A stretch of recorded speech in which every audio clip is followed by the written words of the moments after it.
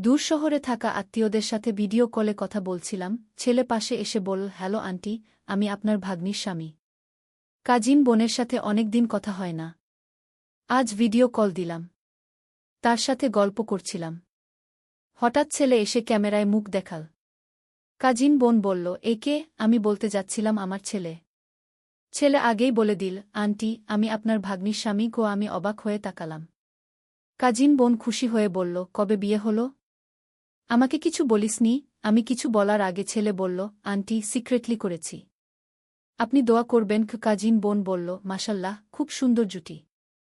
তোমাদের জন্য দোয়া রইল। কল কেটে যাওয়ার পর আমি ছেলেকে জিজ্ঞেস করলাম, কেন মিথ্যা বললি? সে বলল, মা, আমি মিথ্যা বলিনি।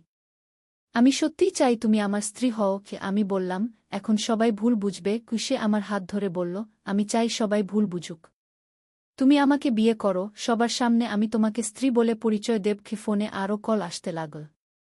এই গল্পটি সম্পূর্ণ শুনলে আপনাদের পানি অটোমেটিক বের হয়ে যাবে, সো যত দ্রুত সম্ভব হাতের কাছে টিস্যু নিয়ে বসে পড়ো। বিছানার চাদর যেন নষ্ট না হয় সেটা সম্পূর্ণ খেয়াল রাখার অনুরোধ জানিয়ে গল্পটি এখন শুরু করব। তার আগে সর্বশেষ অনুরোধ, দয়া করে এমন পানি বের করার গল্প নিয়মিত শুনতে আমাদের চ্যানেলটি সকলেই সাবস্ক্রাইব করুন। ধন্যবাদ।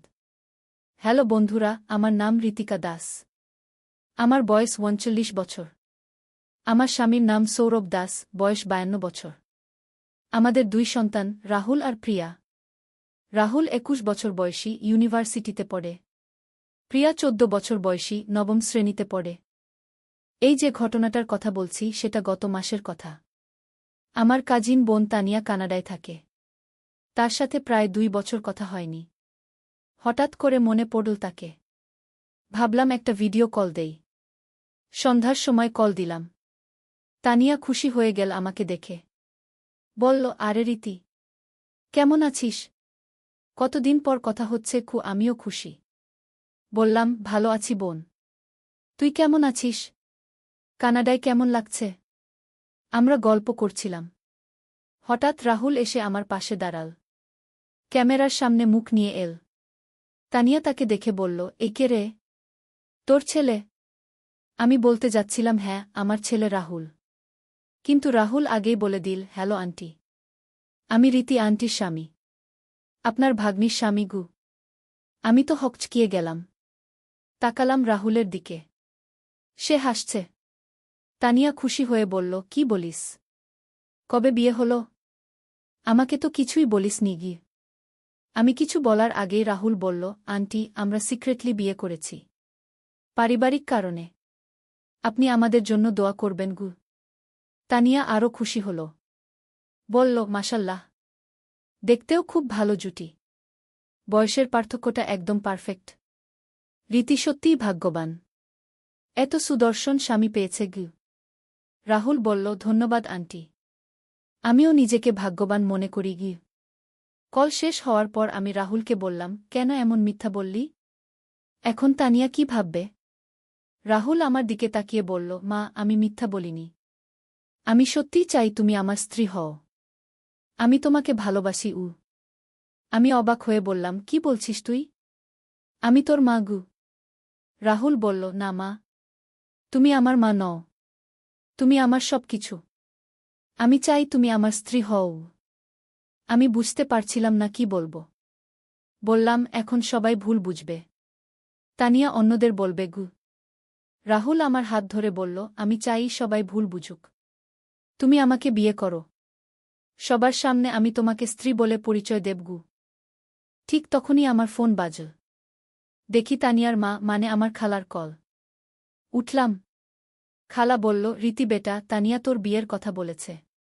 আমি তো জানতামই না। এত সিক্রেট কেন রাখলি? আমরা তো পরিবার। আমি বিব্রত হয়ে বললাম, খালা, আসলে গু। খালা বলল, আরে কিছু বলিস না। ছেলেটা দেখতে খুব ভালো। বয়সেও পারফেক্ট ম্যাচ। তোর বাবা মা জীবিত থাকলে কত খুশি হতো। কল কাটার পর দেখি রাহুল হাসছে। বলল, দেখলি মা, সবাই খুশি। এখন আর পেছানোর কোনো উপায় নেই গি। আমি বললাম, কি করবি এখন? কিভাবে সবাইকে সত্য বলব? রাহুল বলল, সত্য কি? আমি যা বলেছি সেটাই সত্য। আমি তোমাকে ভালোবাসি। তুমি আমার পরের দিন সকালে আরও কয়েকটা কল আসল।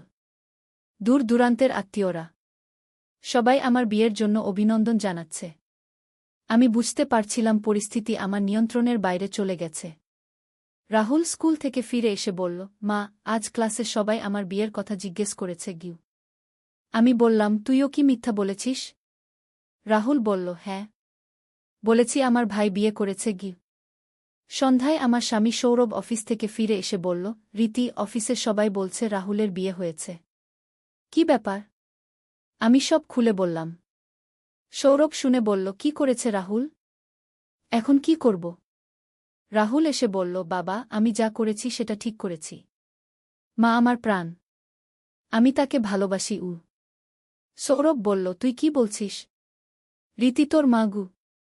রাহুল বলল, না বাবা, মা হলে এভাবে ভালোবাসতাম না। আমি তার জন্য পাগল। এই অবস্থায় আমি ভাবছিলাম কি করব। হঠাৎ মনে পড়ল একটা কথা। রাহুল যখন ছোট ছিল তখন একদিন এমনই একটা কথা বলেছিল, মা, বড় হলে তোমাকে বিয়ে করব। সেই সময় আমি হেসে বলেছিলাম, পাগল ছেলে, ছেলেরা মায়েদের বিয়ে করে না। তুই বড় হলে অন্য মেয়ে বিয়ে করবি গে। রাহুল তখন কান্নাকাটি করে বলেছিল, না, আমি শুধু তোমাকেই বিয়ে করব। এখন বুঝতে পারছি সেই ছোটবেলার কথাটা রাহুলের মনে গেঁথে গেছে। পরের দিন আমি রাহুলকে ডেকে বললাম, রাহুল, তুই কি সত্যিই আমাকে ভালোবাসিস? রাহুল বলল, হ্যাঁ মা, আমি তোমাকে খুব ভালোবাসি। তুমি আমার সব কিছু গু। আমি বললাম, কিন্তু আমি তো তোর মা। এভাবে ভাবতে নেই গু। রাহুল বলল, মা, তুমি আমার মা হলেও আমার কাছে তুমি একজন নারী। আমি তোমার রূপে মুগ্ধ। তোমার প্রতি আমার আকর্ষণ গে। আমি বুঝতে পারলাম রাহুল সত্যিই বিভ্রান্ত। তার মনে কোনো ভুল ধারণা ঢুকে গেছে। সেই রাতে সৌরভের সাথে আলোচনা করলাম। সৌরভ বলল, রীতি, রাহুলকে কাউন্সেলিংয়ে নিয়ে যেতে হবে। এটা স্বাভাবিক নয় গে।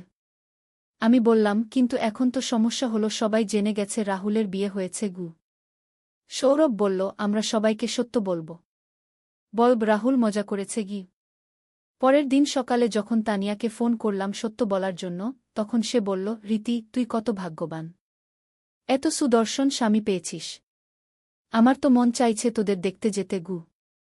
আমি বললাম, তানিয়া, আসলে গু। তানিয়া বলল, কিছু বলিস না।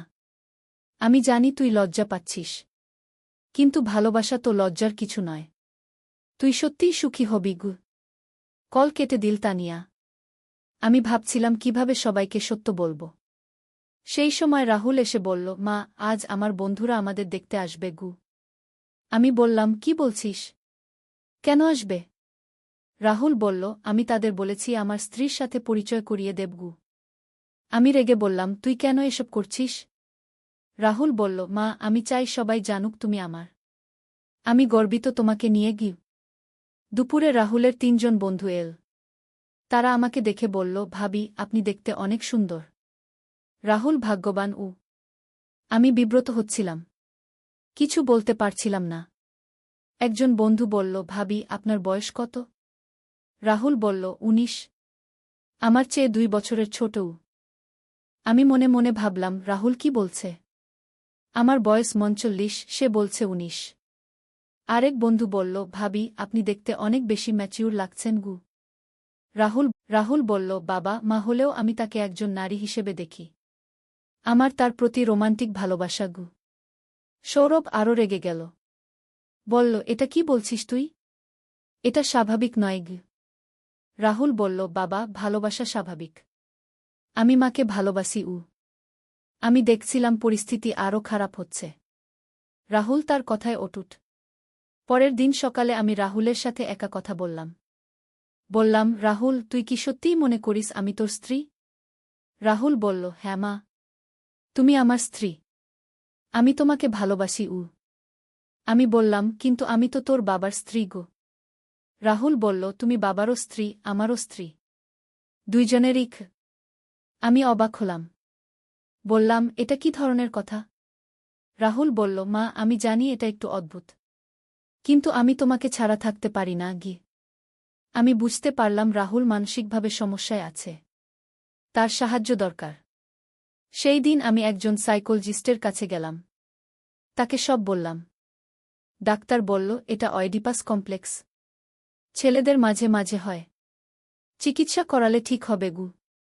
আমি বললাম কিন্তু এখন তো সবাই জেনে গেছে গু। ডাক্তার বলল প্রথমে ছেলেকে চিকিৎসা করান, তারপর সবাইকে সত্য বলুন গু। বাড়িতে ফিরে এসে রাহুলকে ডাক্তারের কথা বললাম।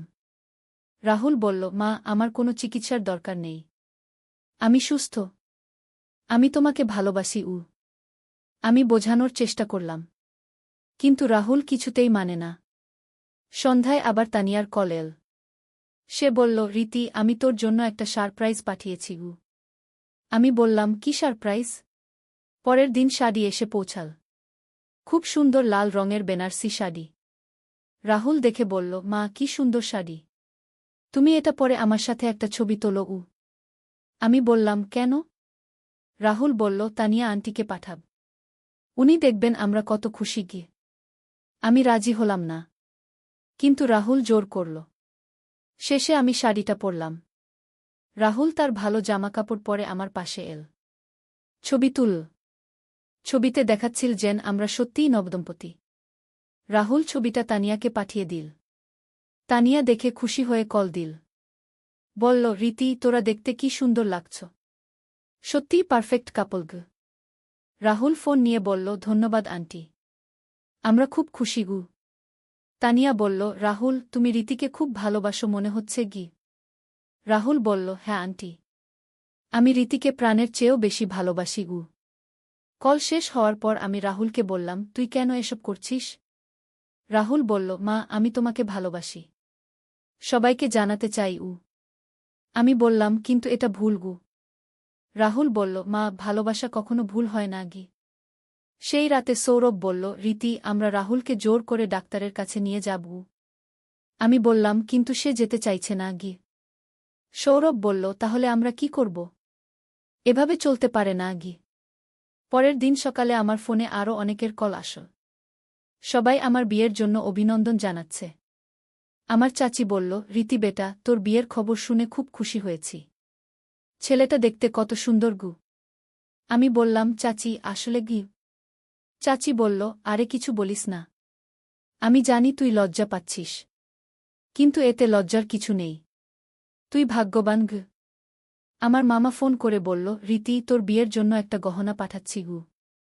আমি বললাম মামা দরকার নেই গু। মামা বলল আরে দরকার নেই মানে?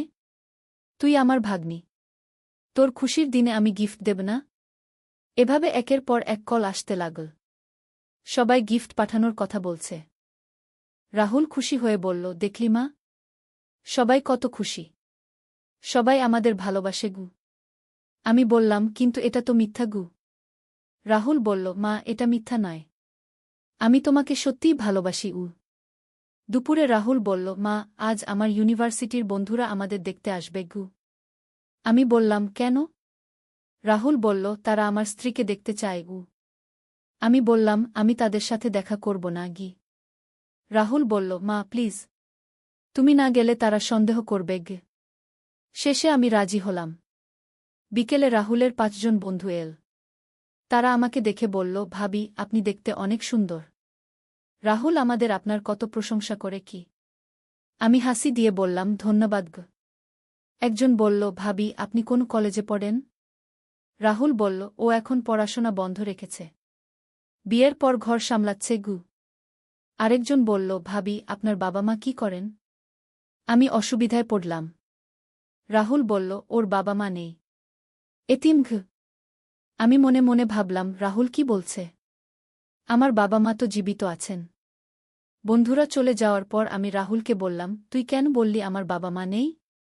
রাহুল বলল মা তারা যদি জানে তোর বাবা মা আছে তাহলে জিজ্ঞেস করবে তারা আমাদের বিয়েতে কেন ছিল না গ। আমি বুঝতে পারলাম রাহুল সব পরিকল্পনা করেই করছে। সন্ধ্যায় আমার বাবা ফোন করল। বলল রীতি তোর বিয়ের খবর শুনেছি, এত বড় খবর আমাদের না জানিয়ে? আমি বললাম বাবা আসলে গু। বাবা বলল আরে কিছু বলিস না, ছেলেটাকে নিয়ে আয়, আমরা দেখতে চাই উ।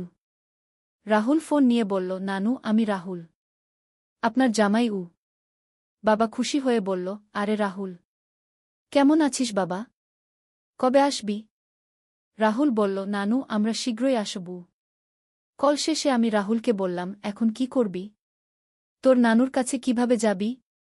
রাহুল বলল, মা আমরা যাব। তুমি আমার স্ত্রী হিসেবে গ। আমি বললাম, তুই পাগল হয়ে গেছিস গু। রাহুল বলল, না মা আমি পাগল হইনি।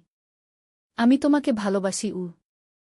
রাতে সৌরভ বলল, রীতি এখন আমাদের তোর বাবা মায়ের কাছে যেতে হবে। তারা জানতে চাইবে কি হচ্ছে গি। আমি বললাম, আমি কিভাবে তাদের সত্য বলবো? সৌরভ বলল, সত্য বলতেই হবে। আর কোনো উপায় নেই গে। পরের দিন আমরা সবাই আমার বাবা মায়ের বাড়ি গেলাম। বাবা মা রাহুলকে দেখে খুব খুশি হল। মা বলল, রাহুল বাবা তুই কত সুন্দর হয়েছিস। রীতি ভাগ্যবান উ। রাহুল বলল, নানি আমিও নিজেকে ভাগ্যবান মনে করি গি। বাবা বলল, রাহুল তুই রীতিকে খুশি রাখবি তো? রাহুল বলল, নানু আমি রীতিকে প্রাণের চেয়েও বেশি ভালোবাসি গু। দুপুরের খাওয়ার সময় মা বলল, রীতি তোর বিয়ের অনুষ্ঠান আমরা দেখতে পাইনি। কোনো ছবি আছে? আমি অসুবিধায় পড়লাম। রাহুল বলল, নানি আমরা কোর্ট ম্যারেজ করেছি। তেমন অনুষ্ঠান হয়নি গে। বাবা বলল, তাহলে আমরা একটা রিসেপশন দেবগু। রাহুল খুশি হয়ে বলল, সে তো খুব ভালো হবে নানুগু। আমি রাহুলকে থামতে ইশারা করলাম। কিন্তু সে থামল না। বিকেলে যখন আমরা বাড়ি ফিরছি তখন রাহুল বলল, মা দেখলি? নানু নানি কত খুশি। তারা রিসেপশনের কথাও বলেছে গি। আমি বললাম, তুই কি সত্যিই রিসেপশন করাবি? রাহুল বলল, হ্যাঁ মা। আমি চাই সবাই জানুক তুমি আমার গু। বাড়িতে ফিরে আমি সৌরভকে সব বললাম। সৌরভ বলল, রীতি এখন অবস্থা হাতের বাইরে চলে গেছে। আমাদের কিছু করতেই হবে গু। আমি বললাম, কি করব? সৌরভ বলল, আমি একজন সাইকিয়াট্রিস্টের সাথে কথা বলেছি। তিনি বলেছেন রাহুলকে জোর করে হলেও চিকিৎসা করাতে হবে গু। পরের দিন সকালে আমরা রাহুলকে ডাক্তারের কাছে নিয়ে যাওয়ার চেষ্টা করলাম। কিন্তু রাহুল রাজি হল না। রাহুল বলল, আমার কোনো সমস্যা নেই। আমি মাকে ভালোবাসি। এটা অপরাধ নয় উ। সৌরভ বলল, রাহুল তুই বুঝতে পারছিস না। এটা স্বাভাবিক নয় গ। রাহুল বলল, বাবা ভালোবাসা স্বাভাবিক। আমি মাকে ভালোবাসি। সবাই খুশি। তাহলে সমস্যা কোথায়? আমি দেখছিলাম রাহুল একেবারেই বুঝতে পারছে না তার সমস্যা কি। সেই দিনই বিকেলে আমার এক মামি এসে হাজির হল। তিনি রাহুলকে দেখে বলল, আরে রাহুল, কত বড় হয়ে গেছিস। রীতির সাথে বিয়ের খবর শুনে খুব খুশি হয়েছি গু। রাহুল বলল, ধন্যবাদ মামি উ। মামি বলল, তোমরা কবে হানিমুন যাবে? আমি অবাক হয়ে তাকালাম। রাহুল বলল, মামি আমরা পরের মাসে যাব। মামি খুশি হয়ে বলল, খুব ভালো। তোমাদের জন্য দোয়া রইল গে।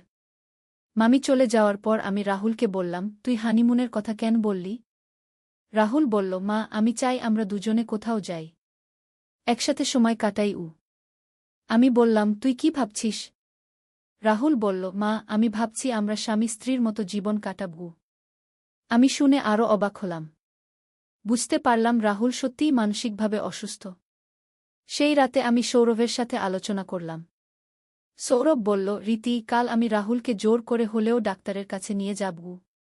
পরের দিন সকালে যখন সৌরভ রাহুলকে ডাক্তারের কাছে নিয়ে যেতে চাইল, রাহুল রেগে গেল। বলল, আমি কোথাও যাব না। আমার কোনো সমস্যা নেই ইউ। সৌরভ বলল, রাহুল তুই বুঝতে পারছিস না গু। রাহুল বলল, বাবা আমি সব বুঝি। আমি মাকে ভালোবাসি। এটাই সত্য উ। হঠাৎ রাহুল ঘর থেকে বেরিয়ে গেল। আমরা তার পেছনে ছুটলাম। দেখি সে আমার বাবা মায়ের বাড়ির দিকে যাচ্ছে। আমরা তার পেছনে গেলাম। রাহুল আমার বাবার কাছে গিয়ে বলল, নানু বাবা আমাকে ডাক্তারের কাছে নিয়ে যেতে চায়। আমার কোনো সমস্যা নেই। আমি রীতিকে ভালোবাসি উ। বাবা বিস্মিত হয়ে বলল, কি হয়েছে? সৌরভ সব খুলে বলল। রাহুল আসলে রীতিকে মা হিসেবে নয় স্ত্রী হিসেবে ভালোবাসে। বাবা শুনে অবাক হল। বলল, এ কি বলছিস সৌরভ? রাহুল বলল, নানু আমি রীতিকে সত্যিই ভালোবাসি। আমি তাকে বিয়ে করেছি উ। বাবা আরও অবাক হল। বলল, রাহুল রীতি তো তোর মা গু। রাহুল বলল, নানু সে আমার মাও আমার স্ত্রীও উ। বাবা বুঝতে পারল রাহুলের মানসিক সমস্যা আছে। বলল, রাহুল তোকে ডাক্তারের কাছে যেতে হবে গু। রাহুল বলল, নানু আপনিও আমার বিপক্ষে? বাবা বলল, না বাবা, আমি তোর ভালোর জন্য বলছি। শেষে আমার বাবার অনুরোধে রাহুল ডাক্তারের কাছে যেতে রাজি হল। ডাক্তার রাহুলের সাথে দীর্ঘক্ষণ কথা বলল। তারপর আমাদের বলল, রাহুলের অয়েডিপাস কমপ্লেক্স আছে। এটা চিকিৎসা করলে ঠিক হবে। তবে সময় লাগবে। আমি বললাম, কতদিন লাগবে? ডাক্তার বলল, কয়েক মাস। নিয়মিত থেরাপি নিতে হবে। রাহুল বলল, ডাক্তার সাহেব, আমার কোনো সমস্যা নেই। আমি মাকে ভালোবাসি। ডাক্তার বলল, রাহুল, তুমি তোমার মাকে ভালোবাসো, এটা স্বাভাবিক। কিন্তু তুমি তাকে যেভাবে ভালোবাস সেটা স্বাভাবিক নয়। রাহুল বলল, কেন স্বাভাবিক নয়? ডাক্তার ধৈর্য ধরে রাহুলকে বোঝাতে লাগল। এভাবে রাহুলের চিকিৎসা শুরু হল। প্রথমে সে যেতে চাইত না, কিন্তু আস্তে আস্তে সে বুঝতে পারল তার সমস্যা আছে। 3 মাস পর রাহুল অনেকটাই ভালো হয়ে গেল। সে আমাকে আবার মা বলে ডাকতে শুরু করল। একদিন রাহুল আমার কাছে এসে বলল, মা, আমি জানি আমি অনেক ভুল করেছি। তোমার জন্য কত সমস্যা করেছি। আমি বললাম, কোনো ব্যাপার না বাবা। তুই ভালো হয়েছিস, এটাই বড় কথা। রাহুল বলল, মা, এখন সবাইকে সত্য বলতে হবে। আমি বললাম, হ্যাঁ, তাই করতে হবে। এরপর আমরা সবাইকে সত্য বলার কাজ শুরু করলাম। প্রথমে তানিয়াকে ফোন করলাম। আমি বললাম, তানিয়া, আমি তোকে একটা কথা বলবো। তানিয়া বলল, কি রে? আমি বললাম, আসলে রাহুলের সাথে আমার কোনো বিয়ে হয়নি। সে মজা করেছিল। তানিয়া অবাক হয়ে বলল, কি বলছিস? তাহলে এতদিন? আমি সব খুলে বললাম। তানিয়া বুঝতে পারল। একইভাবে সবাইকে সত্য বললাম। কেউ কেউ রেগে গেল, কেউ কেউ বুঝে নিল। আমার বাবা মা বলল, রীতি, এতে তোর দোষ নেই। রাহুল অসুস্থ ছিল। সৌরভ বলল, আমরা ভুলে যাই সব। নতুন করে শুরু করি। রাহুল সবার কাছে ক্ষমা চাইল। সে বলল, আমি জানি আমি সবার কত অসুবিধা করেছি। এভাবে আমাদের পরিবারে আবার শান্তি ফিরে এল। রাহুল এখন স্বাভাবিক জীবন যাপন করছে। সে একটা মেয়ের সাথে প্রেম করছে। তাকে নিয়ে আসার কথা বলেছে। আমি খুব খুশি যে রাহুল এখন ভালো আছে। সে আবার আমার সেই আদরের ছেলে হয়ে গেছে। কিন্তু এই পুরো ঘটনা আমাকে একটা জিনিস শিখিয়েছে। সেটা হলো পারিবারিক সম্পর্কের গুরুত্ব। আমরা সবাই একে অপরের প্রতি যত্নবান হলে এমন সমস্যা এড়ানো যায়। রাহুলের মানসিক সমস্যার পেছনে হয়তো আমাদের অবহেলাও ছিল। সে বড় হতে হতে কোথাও একটা বিভ্রান্তিতে পড়ে গিয়েছিল। এখন আমি আরও সতর্ক থাকি প্রিয়ার ব্যাপারে। সে যাতে কোনো ভুল বোঝাবুঝিতে না পড়ে। গত সপ্তাহে রাহুল তার গার্লফ্রেন্ড অননাকে বাড়িতে নিয়ে এসেছিল। খুব ভালো মেয়ে। আমি তাকে পছন্দ করেছি। রাহুল বলল, মা, আমি অননাকে বিয়ে করতে চাই। আমি খুশি হয়ে বললাম, খুব ভালো কথা। আমরা তোর বিয়ের আয়োজন করব। এভাবে আমাদের পরিবারে আবার খুশির সংবাদ এল। রাহুলের আসল বিয়ের আয়োজন শুরু হল। সবাই খুশি যে রাহুল স্বাভাবিক হয়েছে। তানিয়াও বলল, রীতি, এবার তো সত্যিকারের বিয়ে। আমি হেসে বললাম, হ্যাঁ, এবার সত্যিকারের। রাহুলের বিয়ের প্রস্তুতি চলছে। আমরা সবাই ব্যস্ত। প্রিয়াও খুব উৎসাহিত। সে বলল, মা, আমি দাদার বিয়েতে নাচব। সৌরভ বলল, এই বিয়েতে আমরা সবাই খুশি। আমি মনে মনে ভাবি, জীবনে কত রকম পরীক্ষা আসে, কিন্তু ধৈর্য ধরে ভালোবাসা দিয়ে সব সমস্যার সমাধান করা যায়। রাহুলের সেই অদ্ভুত আচরণের কারণে আমাদের পরিবারে যে ঝড় উঠেছিল সেটা এখন শান্ত হয়েছে। আমরা সবাই আরও কাছাকাছি হয়েছি। এখন রাহুল মাঝে মাঝে হেসে বলে, মা, আমি কত পাগলামি করেছিলাম। আমি বলি, সেসব ভুলে যা। তুই এখন ভালো আছিস। রাহুল বলে, হ্যাঁ মা, আমি এখন বুঝতে পারি কোনটা সঠিক। আগামী মাসেই রাহুলের বিয়ে। আমরা সবাই অপেক্ষায় আছি। এই বিয়ে হবে আমাদের পরিবারের একটা নতুন শুরু। আমি আশা করি রাহুল অননার সাথে খুশি থাকবে। তারা একসাথে একটা সুন্দর জীবন গড়বে। এই যে পুরো ঘটনা, এটা আমাদের শিখিয়েছে যে পরিবারের সদস্যদের মধ্যে খোলামেলা কথাবার্তা কত গুরুত্বপূর্ণ। আমরা যদি আগেই রাহুলের সমস্যা বুঝতে পারতাম তাহলে এত জটিলতা এড়ানো যেত। এখন আমি প্রিয়ার সাথে আরও বেশি কথা বলি। তার মনের কথা জানার চেষ্টা করি।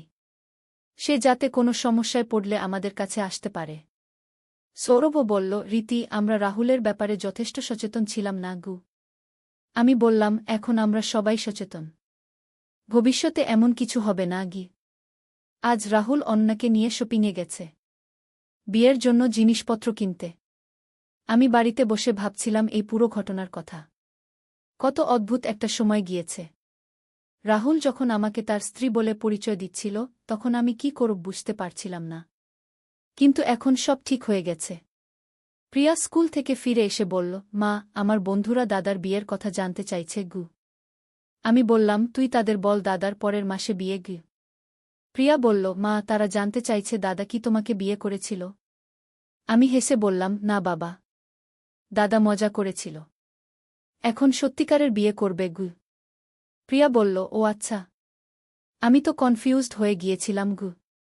সন্ধ্যায় সৌরভ অফিস থেকে ফিরে এসে বলল, রীতি, অফিসের সবাই রাহুলের বিয়ের জন্য গিফট দিতে চাইছে গু। আমি বললাম, এবার তো আসল বিয়ে, সবাই দিতে পারে কি। সৌরভ বলল, হ্যাঁ, এবার সবাই খুশি মনে গিফট দেবে গু। রাত 9টার দিকে রাহুল আর অনন্যা ফিরল। তাদের হাতে অনেক শপিংয়ের ব্যাগ। রাহুল বলল, মা, আমরা অনেক কিছু কিনেছি। অনন্যার শাড়ি, গহনা গু।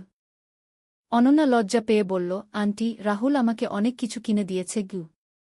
আমি বললাম, সে তোর ভবিষ্যৎ স্বামী, তোকে গিফট দেবে না তো কাকে দেবে। অনন্যা আরও লজ্জা পেল। রাহুল হেসে বলল, মা, অনন্যা খুব লাজুক গু। আমি বললাম, মেয়েরা এমনই হয় গি। রাতে খাওয়ার সময় আমরা বিয়ের প্রস্তুতি নিয়ে আলোচনা করলাম। রাহুল বলল, মা, আমি চাই এই বিয়ে যেন খুব সুন্দর হয় গে। আমি বললাম, অবশ্যই সুন্দর হবে। আমরা সবাই মিলে আয়োজন করব। সৌরভ বলল, এই বিয়েতে আমরা সবার আত্মীয় স্বজন ডাকব। প্রিয়া বলল, আমি একটা স্পেশাল নাচ করব। আমরা সবাই হাসলাম। অনন্যা বলল, এই পরিবারের সবাই কত ভালো গো। রাহুল বলল, অনন্যা, তুইও আমাদের পরিবারের অংশও। খাওয়ার পর অনন্যা বাড়িতে চলে গেল। রাহুল তাকে পৌঁছে দিয়ে এল। ফিরে এসে রাহুল আমাকে বলল, মা, আমি তোমার কাছে ক্ষমা চাই। আমি বললাম, কিসের জন্য। রাহুল বলল, আগের সেই সব পাগলামির জন্য। আমি তোমাকে কত অসুবিধায় ফেলেছি। আমি বললাম, সেসব ভুলে যা, তুই এখন ভালো আছিস গু। রাহুল বলল, মা, আমি এখন বুঝতে পারি আমি কত ভুল করেছিলাম। বিবাহ সম্পাদিত হবে। কার্ড দেখে আমার খুব ভালো লাগল। এইবার সত্যিকারের বিয়ের কার্ড। মা বলল, এই কার্ড দেখে কেউ ভাববে না যে আগে কোনো জটিলতা ছিল। আমি বললাম, সেসব পুরনো কথা মা, এখন নতুন শুরু। কার্ড ছাপানো হয়ে গেল। পরের দিন থেকে বিতরণ শুরু হবে। সন্ধ্যায় বাড়ি ফিরে এসে দেখি রাহুল অনন্যার সাথে ফোনে কথা বলছে। মনে হচ্ছে তারা খুব খুশি। রাহুল ফোন রেখে আমাকে বলল, মা, অনন্যা খুব উৎসাহিত। তার মা বাবাও। আমি বললাম, খুব ভালো, তাদেরও তো খুশি লাগছে গু। রাহুল বলল, মা, আমি চাই এই বিয়ে যেন সবার মনে থেকে যায়। আমি বললাম, অবশ্যই থাকবে, সুন্দর বিয়ে হবে। পরের সপ্তাহে কার্ড বিতরণ শুরু হল। আমি নিজে গিয়ে তানিয়াদের বাড়িতে কার্ড দিয়ে এলাম। তানিয়া খুশি হয়ে বলল, রীতি, এইবার তো আসল বিয়ে গি। আমি হেসে বললাম, হ্যাঁ, এইবার আসল। তানিয়া বলল, আমি কিন্তু আসব বিয়েতে। এত দূর থেকে আসব। আমি বললাম, অবশ্যই আসবি, তুই না এলে বিয়ে অসম্পূর্ণ থেকে যাবে গে। বিয়ের আর মাত্র 2 সপ্তাহ বাকি। আমরা সবাই ব্যস্ত। রাহুল আর অনন্যা প্রতিদিন কোনো না কোনো প্রস্তুতিতে থাকে। গতকাল অনন্যার পরিবারের সাথে আমাদের দেখা হল। তারা খুব ভালো মানুষ। অনন্যার বাবা বলল, রাহুল খুব ভালো ছেলে গু।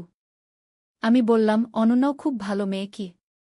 অনন্যার মা বলল, আমরা খুশি যে অনন্যা এমন পরিবারে যাচ্ছে গি। সৌরভ বলল, আমরাও খুশি গু। বিয়ের দিন ক্রমশ এগিয়ে আসছে। আমি মনে মনে ভাবি, জীবনে কত কিছুই না ঘটে, কিন্তু শেষে সবকিছু ঠিক হয়ে যায়। রাহুলের সেই অদ্ভুত আচরণের সময়টা এখন মনে হয় একটা দুঃস্বপ্নের মতো, কিন্তু সেই দুঃস্বপ্ন শেষ হয়ে গেছে। আজ রাহুল আমাকে বলল, মা, আমি চাই তুমি আমার বিয়েতে খুব সুন্দর শাড়ি পরবে গু। আমি বললাম, তোর পছন্দের রং কোনটা। রাহুল বলল, লাল। তুমি লাল শাড়িতে খুব সুন্দর লাগো গু। আমি বললাম, আচ্ছা, লাল শাড়িই পরব। রাহুল খুশি হয়ে বলল, মা, তুমি হবে দুনিয়ার সবচেয়ে সুন্দর শাশু মা গু। আমি হেসে বললাম, পাগল ছেলে গু। কিন্তু মনে মনে আমি খুব খুশি। রাহুল এখন সত্যিকারের ছেলের মতো কথা বলছে। আমাকে মা বলে মনে করছে। আগামী সপ্তাহেই রাহুলের বিয়ে। আমরা সবাই অপেক্ষায় আছি।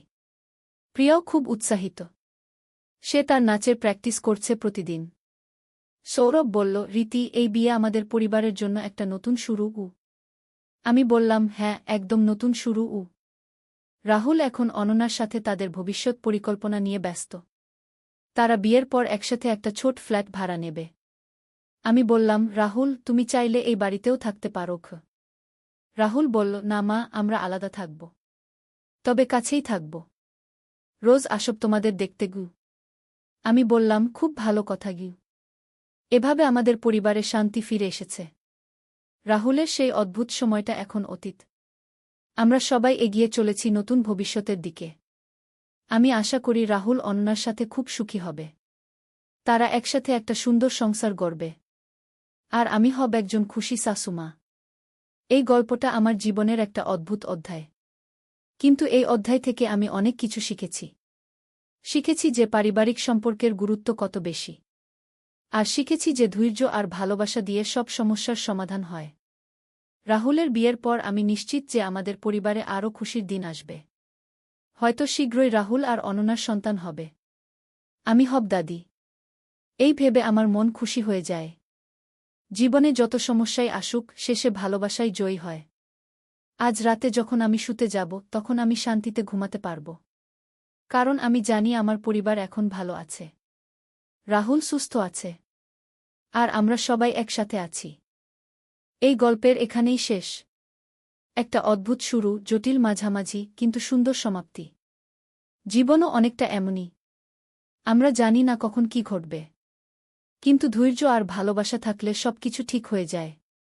আমি আশা করি যারা এই গল্প শুনেছেন তারা এর থেকে কিছু শিক্ষা নিতে পারবেন। পারিবারিক সমস্যা হলে ধৈর্য ধরতে হয়। আর প্রয়োজনে বিশেষজ্ঞের সাহায্য নিতে হয়। রাহুলের মতো মানসিক সমস্যা অনেকেরই হতে পারে। কিন্তু এসব নিয়ে লজ্জা না পেয়ে সাহায্য নেওয়া উচিত। তাহলে সব ঠিক হয়ে যায়। আমার গল্প এখানেই শেষ। ধন্যবাদ সবাইকে। কিন্তু আমার মনে হচ্ছে আরও অনেক গুরুত্বপূর্ণ ঘটনা বাকি রয়ে গেছে। যেমন গত বছর যে অদ্ভুত ঘটনাটা ঘটেছিল। আমার বয়স তখন ৬৫। একদিন সকালে ঘুম থেকে উঠে দেখি আমার কথা মনে নেই। সৌরভকে চিনতে পারছি না। সৌরভ অবাক হয়ে বলল, রীতি, আমাকে চিনতে পারছ না? আমি তার দিকে তাকিয়ে বললাম, আপনি কে? সৌরভ ভয় পেয়ে গেল। তাড়াতাড়ি রাহুলকে ফোন দিল।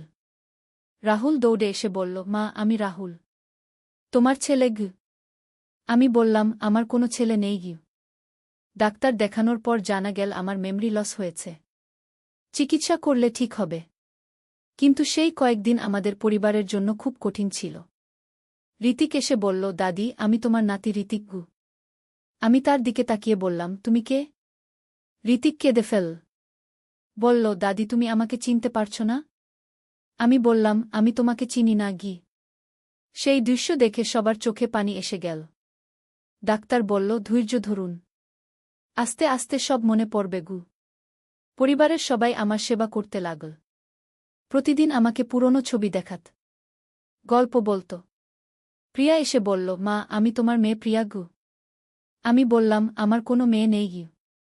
প্রিয়া কাঁদতে কাঁদতে বলল, মা, তুমি আমাকে এত ভালোবাসতে। দেখি সবাই কাঁদছে। আমি বুঝতে পারছিলাম না কেন। রাহুল প্রতিদিন আমার পাশে বসে থাকত। বলতো, মা, আমি তোমার রাহুল। তোমার বড় ছেলে। আমি তার দিকে তাকাতাম। কিছু মনে পড়ত না। একদিন রাহুল আমাকে বলল, মা, আমার একটা মানসিক সমস্যা ছিল। তুমি আমাকে সুস্থ করেছিলে। হঠাৎ আমার মনে একটু আলোড়ন হল। মনে হলো এই কথাটা আমি আগে শুনেছি। রাহুল দেখতে পেল। খুশি হয়ে বলল, মা, কিছু মনে পড়ছে? আমি বললাম, একটু একটু। এভাবে আস্তে আস্তে আমার স্মৃতি ফিরতে শুরু করল। প্রথমে রাহুলের কথা মনে পড়ল। তারপর সৌরভের। তারপর প্রিয়ার। ঋতিক প্রতিদিন এসে বলত, দাদি, আমি তোমার সবচেয়ে প্রিয় নাতি। একদিন হঠাৎ আমার সব মনে পড়ে গেল। ঋতিককে দেখে বললাম, ঋতিক। ঋতিক কেঁদে ফেল। বলল, দাদি, তুমি আমাকে চিনতে পেরেছ? আমি তাকে জড়িয়ে ধরে বললাম, আমার সোনা নাতি। সেদিন পুরো পরিবার কেঁদে ফেল। কিন্তু এবার খুশির কান্না। সৌরভ বলল, রীতি তুমি ফিরে এসেছ? আমি বললাম, আমি তো আগেও ছিলাম গু। সৌরভ বলল, না তুমি ছিলে কিন্তু তোমার স্মৃতি ছিল না গি। আমি বুঝতে পারলাম কত কঠিন সময় পার করেছে আমার পরিবার। রিমা এসে বলল, দাদি আমরা ভেবেছিলাম তুমি আমাদের চিনবে না গি। আমি বললাম, পাগল মেয়ে, আমি তোমাদের কিভাবে ভুলব। এই ঘটনার পর আমি আরও বেশি করে পরিবারের সাথে সময় কাটানো শুরু করলাম। মনে হলো জীবনে আর কতদিন আছে। প্রতিটি মুহূর্ত সবার সাথে উপভোগ করতে হবে। গত বছর ঋতিক আর ঋতিকার বিয়ে হয়েছে। খুব সুন্দর অনুষ্ঠান হয়েছিল। বিয়ের দিন ঋতিক আমাকে বলেছিল, দাদি তুমি না থাকলে এই বিয়ে অসম্পূর্ণ থাকত গু। আমি বলেছিলাম, আমি তো আছি গু। ঋতিক বলেছিল, কিন্তু যখন তুমি আমাদের চিনতে পারছিলে না তখন আমরা ভেবেছিলাম এই বিয়েতে তুমি থাকবে না গু। আমি তার কপালে চুমু দিয়ে বলেছিলাম, আল্লাহর রহমতে আমি ঠিক হয়ে গেছি গু। বিয়ের পর ঋতিক আর ঋতিকা একসাথে আমাদের সেন্টারে কাজ করতে শুরু করেছে। ঋতিকা খুব ভালো সাইকোলজিস্ট। সে অনেক রোগীর সাহায্য করছে। ঋতিক বলে, দাদি ঋতিকা তোমার মতো রোগীদের ভালোবাসা দেয়া গু। আমি বলি, ভালোবাসাই সবচেয়ে বড় ওষুধ গো। এদিকে রিমা আর অভিজিতেরও বিয়ে হয়ে গেছে। তারা দুজনে মিলে শিশুদের মানসিক স্বাস্থ্য নিয়ে কাজ করে। রিমা বলে, দাদি আমরা একটা স্পেশাল স্কুল খুলতে চাই, যেখানে মানসিক সমস্যাযুক্ত বাচ্চারা পড়বে গি। আমি বলি, খুব ভালো আইডিয়া গি। অভিজিৎ বলে, আন্টি আপনার আশীর্বাদ থাকলে আমরা অনেক ভালো কিছু করতে পারব গু। আমি বলি, তোমরা যে কাজ করছো সেটাই আমার আশীর্বাদ গু। অনেক এখন আইন পড়ছে। সে বলে, দাদি আমি মানসিক রোগীদের জন্য একটা লিগ্যাল এইড সেন্টার খুলব গু। আমি বলি, খুব ভালো কথা। অনেক রোগী আইনি সমস্যায় পড়ে গু। এভাবে আমাদের পরিবারের প্রতিটি সদস্য মানসিক স্বাস্থ্য সেবায় নিয়োজিত। গত মাসে আমাদের ফাউন্ডেশন একটা বড় প্রকল্প শুরু করেছে, মানসিক স্বাস্থ্য সচেতনতা অভিযান গু। এই প্রকল্পের মাধ্যমে আমরা গ্রামে গ্রামে যাই, মানুষকে মানসিক স্বাস্থ্য সম্পর্কে সচেতন করি। রাহুল বলে, মা এই প্রকল্প তোমার স্বপ্ন ছিল? আমি বলি, হ্যাঁ। আমি চেয়েছিলাম দেশের প্রতিটি মানুষ মানসিক স্বাস্থ্য সম্পর্কে জানুক গো। এই অভিযানে আমরা ইতোমধ্যে ৫০০ গ্রামে গেছি, লাখো মানুষের কাছে পৌঁছেছি। প্রতিটি গ্রামে আমরা একটা করে স্বেচ্ছাসেবক দল গঠন করি, তারা স্থানীয়ভাবে কাজ করে। একদিন একটা গ্রামে গিয়েছিলাম। সেখানে একটা মেয়ে ছিল যার মানসিক সমস্যা। গ্রামের লোকজন তাকে পাগল বলে মনে করত। কেউ তার চিকিৎসা করাত না। আমি তার মা বাবার সাথে কথা বললাম। তাদের বোঝালাম যে এটা একটা রোগ, চিকিৎসা করলে ভালো হবে। প্রথমে তারা বিশ্বাস করল না। পরে আমি তাদের রাহুলের গল্প বললাম। তারা শুনে অবাক হল। বলল, আপনার ছেলেরও এমন হয়েছিল? আমি বললাম, হ্যাঁ, কিন্তু এখন সে সুস্থ। অনেক মানুষের সেবা করে গি। তারা রাজি হল মেয়েটির চিকিৎসা করাতে। ৬ মাস পর সেই মেয়ে সুস্থ হয়ে গেল। এখন সে স্কুলে যায়, পড়াশোনা করে। তার বাবা একদিন আমাকে ফোন করে বলল, আপনার জন্য আমার মেয়ে আজ সুস্থ। আমি বললাম, আল্লাহর রহমত। এমন হাজারো গল্প আছে। প্রতিটি গল্প আমার মনে আনন্দ দেয়া। গত বছর সরকার আমাদের জাতীয় মানসিক স্বাস্থ্য রাষ্ট্রদূত হিসেবে নিয়োগ দিয়েছে। এই পদ পেয়ে আমি অনেক গর্বিত, কারণ এখন সরকারিভাবে আমরা কাজ করতে পারব। স্বাস্থ্যমন্ত্রী বলেছিল, আপনারা মানসিক স্বাস্থ্য ক্ষেত্রে যুগান্তকারী কাজ করেছেন গু। আমি বলেছিলাম, আমরা আমাদের দেশের জন্য কাজ করেছি। এখন আমাদের পরামর্শে সরকার নতুন নতুন নীতি তৈরি করছে। মানসিক স্বাস্থ্য আইন পাস হয়েছে। এই আইনে মানসিক রোগীদের অধিকার সুরক্ষিত। অনেক এই আইন প্রণয়নে সাহায্য করেছে। সে বলে, দাদি এই আইন তোমার নামে হওয়া উচিত ছিল। আমি বলি, নাম দিয়ে কি হবে? কাজটা ভালো হলেই হল। গত মাসে আমাদের আত্মজীবনী কে একটি মায়ের জয়যাত্রা খুব প্রকাশিত হয়েছে। বইটি প্রকাশের দিনেই ১,০০০ কপি বিক্রি হয়েছে। এখন বেস্ট সেলার। অনেক পাঠক চিঠি লিখেছে। তারা বলেছে এই বই তাদের জীবন বদলে দিয়েছে।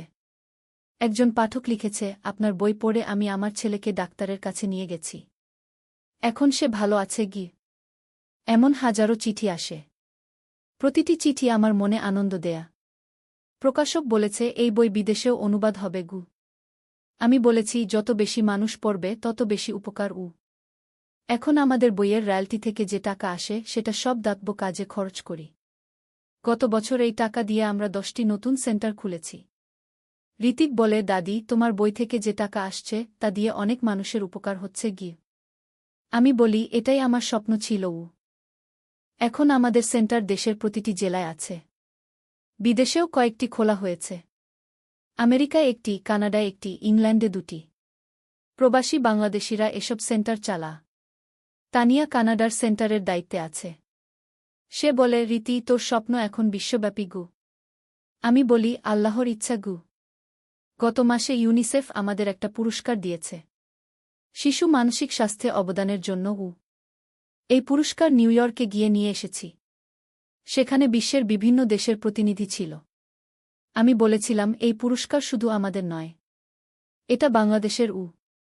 সেই অনুষ্ঠানে অনেক দেশ আমাদের মডেল অনুসরণ করতে চেয়েছে। আফ্রিকার কয়েকটি দেশ বলেছে, আমরা আপনাদের পদ্ধতি আমাদের দেশে চালু করতে চাই। আমি বলেছি, আমরা সাহায্য করব। এখন আমাদের বিশেষজ্ঞ দল বিভিন্ন দেশে প্রশিক্ষণ দিতে যায়। রাহুল বলে, মা, তোর একটা ছোট পদক্ষেপ এখন বিশ্বব্যাপী আন্দোলন।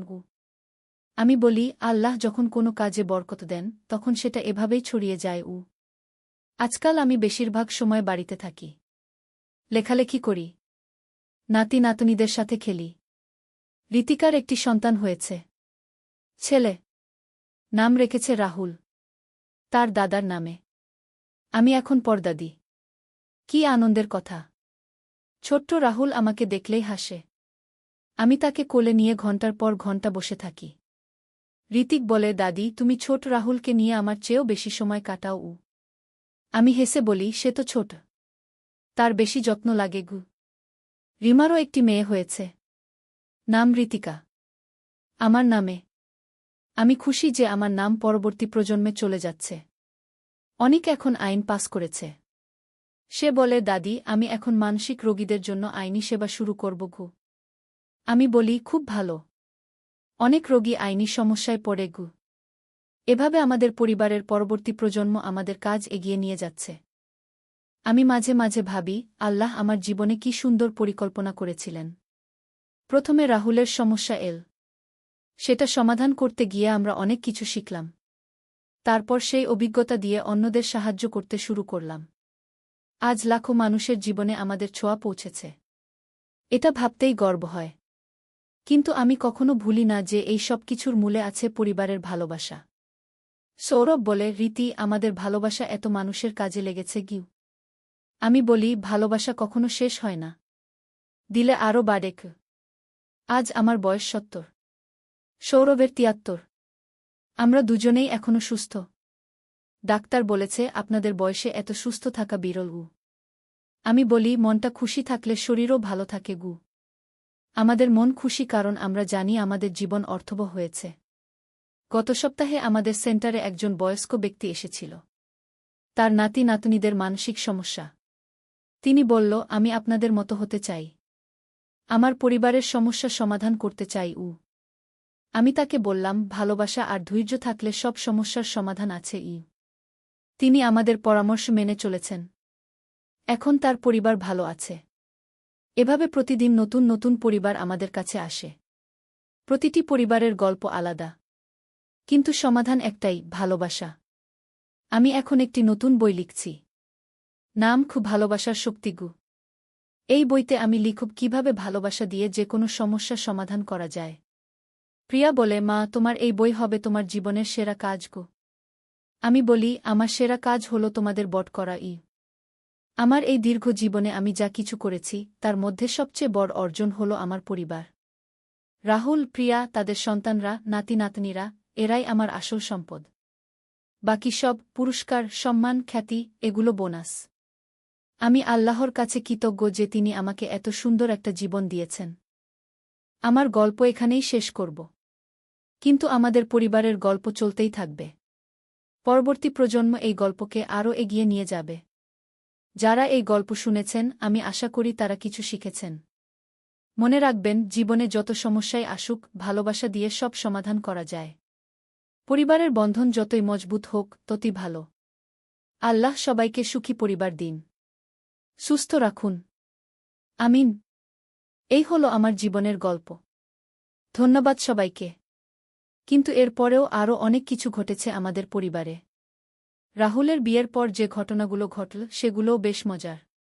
বিয়ের দিন সকালে আমি খুব তাড়াতাড়ি উঠে গেলাম। আজ আমার ছেলের বিয়ে।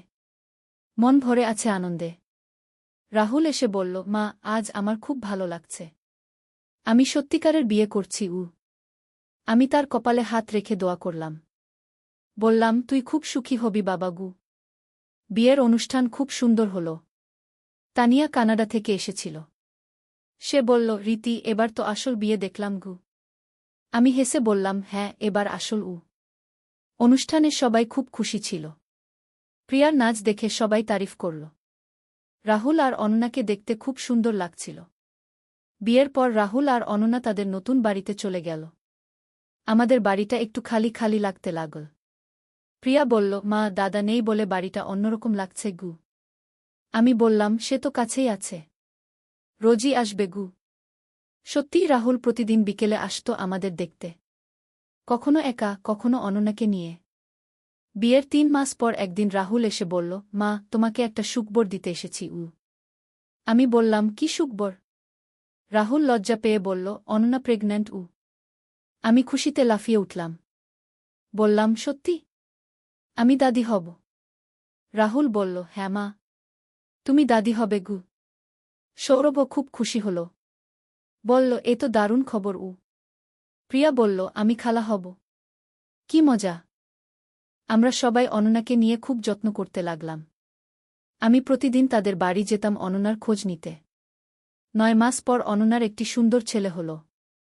রাহুল এসে বলল, মা, তুমি দাদি হয়েছ। আমি কান্না করে ফেললাম খুশিতে। হাসপাতালে গিয়ে ছোট্ট নাতিকে দেখলাম। কি সুন্দর দেখতে! রাহুল বলল, মা, তোমার নামে আমরা তার নাম রেখেছি ঋতিক গু। আমি আরও খুশি হলাম। বললাম, কি সুন্দর নাম ঘ। ঋতিক যখন একটু বড় হল তখন সে আমাকে দেখলেই হাসত। আমি তাকে কোলে নিয়ে ঘণ্টার পর ঘণ্টা খেলতাম। প্রিয়া বলল, মা, তুমি ঋতিকের সাথে আমার চেয়েও বেশি সময় কাটাও। আমি হেসে বললাম, ঋতিক তো ছোট, তার বেশি যত্ন লাগে গু। ঋতিক ২ বছর বয়সে কথা বলতে শুরু করল। প্রথম যে কথা বলল সেটা ছিল দাদি। রাহুল বলল, মা, ঋতিক তোমাকে সবচেয়ে বেশি ভালোবাসে গি। আমি বললাম, আমিও তাকে খুব ভালোবাসি। এদিকে প্রিয়া বড় হয়ে কলেজে ভর্তি হল। সেও পড়াশোনায় খুব ভালো। একদিন প্রিয়া এসে বলল, মা, আমার একটা বন্ধু আছে গি। আমি বললাম, ছেলে বন্ধু? প্রিয়া লজ্জা পেয়ে বলল, হ্যাঁ, তার নাম অর্ণব গু। আমি বললাম, কেমন ছেলে? প্রিয়া বলল, খুব ভালো, পড়াশোনায় ভালো। সৌরভ বলল, তাকে একদিন বাড়িতে নিয়ে আয়। প্রিয়া পরের সপ্তাহে অর্ণবকে নিয়ে এল। দেখতে ভালো ছেলে। আমাদের সাথে ভদ্রভাবে কথা বলল। রাহুল বলল, প্রিয়া, অর্ণব ভালো ছেলে মনে হচ্ছে গি। প্রিয়া খুশি হল। বলল, দাদা, তুমি পছন্দ করেছ? রাহুল বলল, হ্যাঁ, তবে এখনও তোর বিয়ের অনেক দেরি গু। এভাবে আমাদের পরিবারে আরও সুখের দিন এল। ঋতিক বড় হতে লাগল। প্রিয়াও গ্র্যাজুয়েট হল। ঋতিক যখন ৫ বছর বয়সে তখন অনন্যার আরেকটি সন্তান হল। এবার মেয়ে। নাম রাখল রিমা। আমি বললাম, এবার আমার ২টো নাতি নাতনি গিয়ে। রাহুল বলল, মা, তুমি কত ভাগ্যবান। ২টো নাতি নাতনি পেয়েছ। আমি সত্যিই নিজেকে ভাগ্যবান মনে করি। যে ভয়ঙ্কর সময়টা আমরা পার করেছিলাম তারপর এত সুখ পেয়েছি। ঋতিক স্কুলে যেতে শুরু করেছে। খুব চালাক ছেলে। পড়াশোনায় ভালো। আমি তাকে নিয়ে খুব গর্বিত। প্রিয়ার সাথে অর্ণবের সম্পর্ক আরও গভীর হয়েছে। তারা বিয়ে করার কথা ভাবছে। একদিন অর্ণব আমাদের কাছে এসে বলল, আন্টি, আমি প্রিয়াকে বিয়ে করতে চাই। আমি বললাম, আমাদের কোনো আপত্তি নেই। তুমি ভালো ছেলে গু। সৌরভ বলল, আমরা খুশি হব প্রিয়া তোমার সাথে সুখী হলে গু। অর্ণব খুশি হয়ে বলল, ধন্যবাদ গু। এভাবে প্রিয়ারও বিয়ের প্রস্তুতি শুরু হল। আমি ভাবলাম, জীবনে কত সুখের ঘটনা। প্রিয়ার বিয়েও খুব সুন্দর হল। অর্ণব খুব ভালো ছেলে। প্রিয়াকে খুব ভালোবাসে। বিয়ের পর প্রিয়াও আমাদের কাছাকাছি একটা ফ্ল্যাট নিল। এখন আমার ২ সন্তানই কাছাকাছি। ঋতিক আর রিমা আমাদের বাড়িতে প্রায়ই আসে। পুরো বাড়ি তাদের হাসিতে ভরে থাকে। ঋতিক এখন ৮ বছর বয়স। খুব বুদ্ধিমান। সে আমাকে জিজ্ঞেস করে, দাদি, আমার বাবা ছোটবেলায় কেমন ছিল? আমি বলি, তোর বাবা খুব দুষ্টু ছিল। ঋতিক বলে, আমিও দুষ্টু। আমি হেসে বলি, তুইও দুষ্টু গো। রিমাও এখন ৩ বছর। খুব মিষ্টি মেয়ে। সে আমাকে দেখলেই দৌড়ে আসে। প্রিয়ারও একটি সন্তান হয়েছে। একটি ছেলে। নাম দিয়েছে অনিক। আমি এখন ৩টি নাতি নাতনির দাদি। কত সুখের কথা। সৌরভ বলে, রীতি, আমাদের জীবন কত সুন্দর হয়েছে গিউ। আমি বলি, হ্যাঁ। সেই কঠিন সময়ের কথা মনে পড়লে অবাক লাগে গিউ। রাহুল মাঝে মাঝে বলে, মা, আমি যদি তখন ডাক্তারের কাছে না যেতাম তাহলে কি হতো? আমি বলি, সেসব এখন ভেবে লাভ নেই। তুই ভালো আছিস, এটাই যথেষ্ট। রাহুল এখন তার অফিসে প্রমোশন পেয়েছে। অনন্যাও একটা স্কুলে টিচার হিসেবে কাজ করে। তারা দুজনে মিলে সুন্দর একটা পরিবার গড়েছে।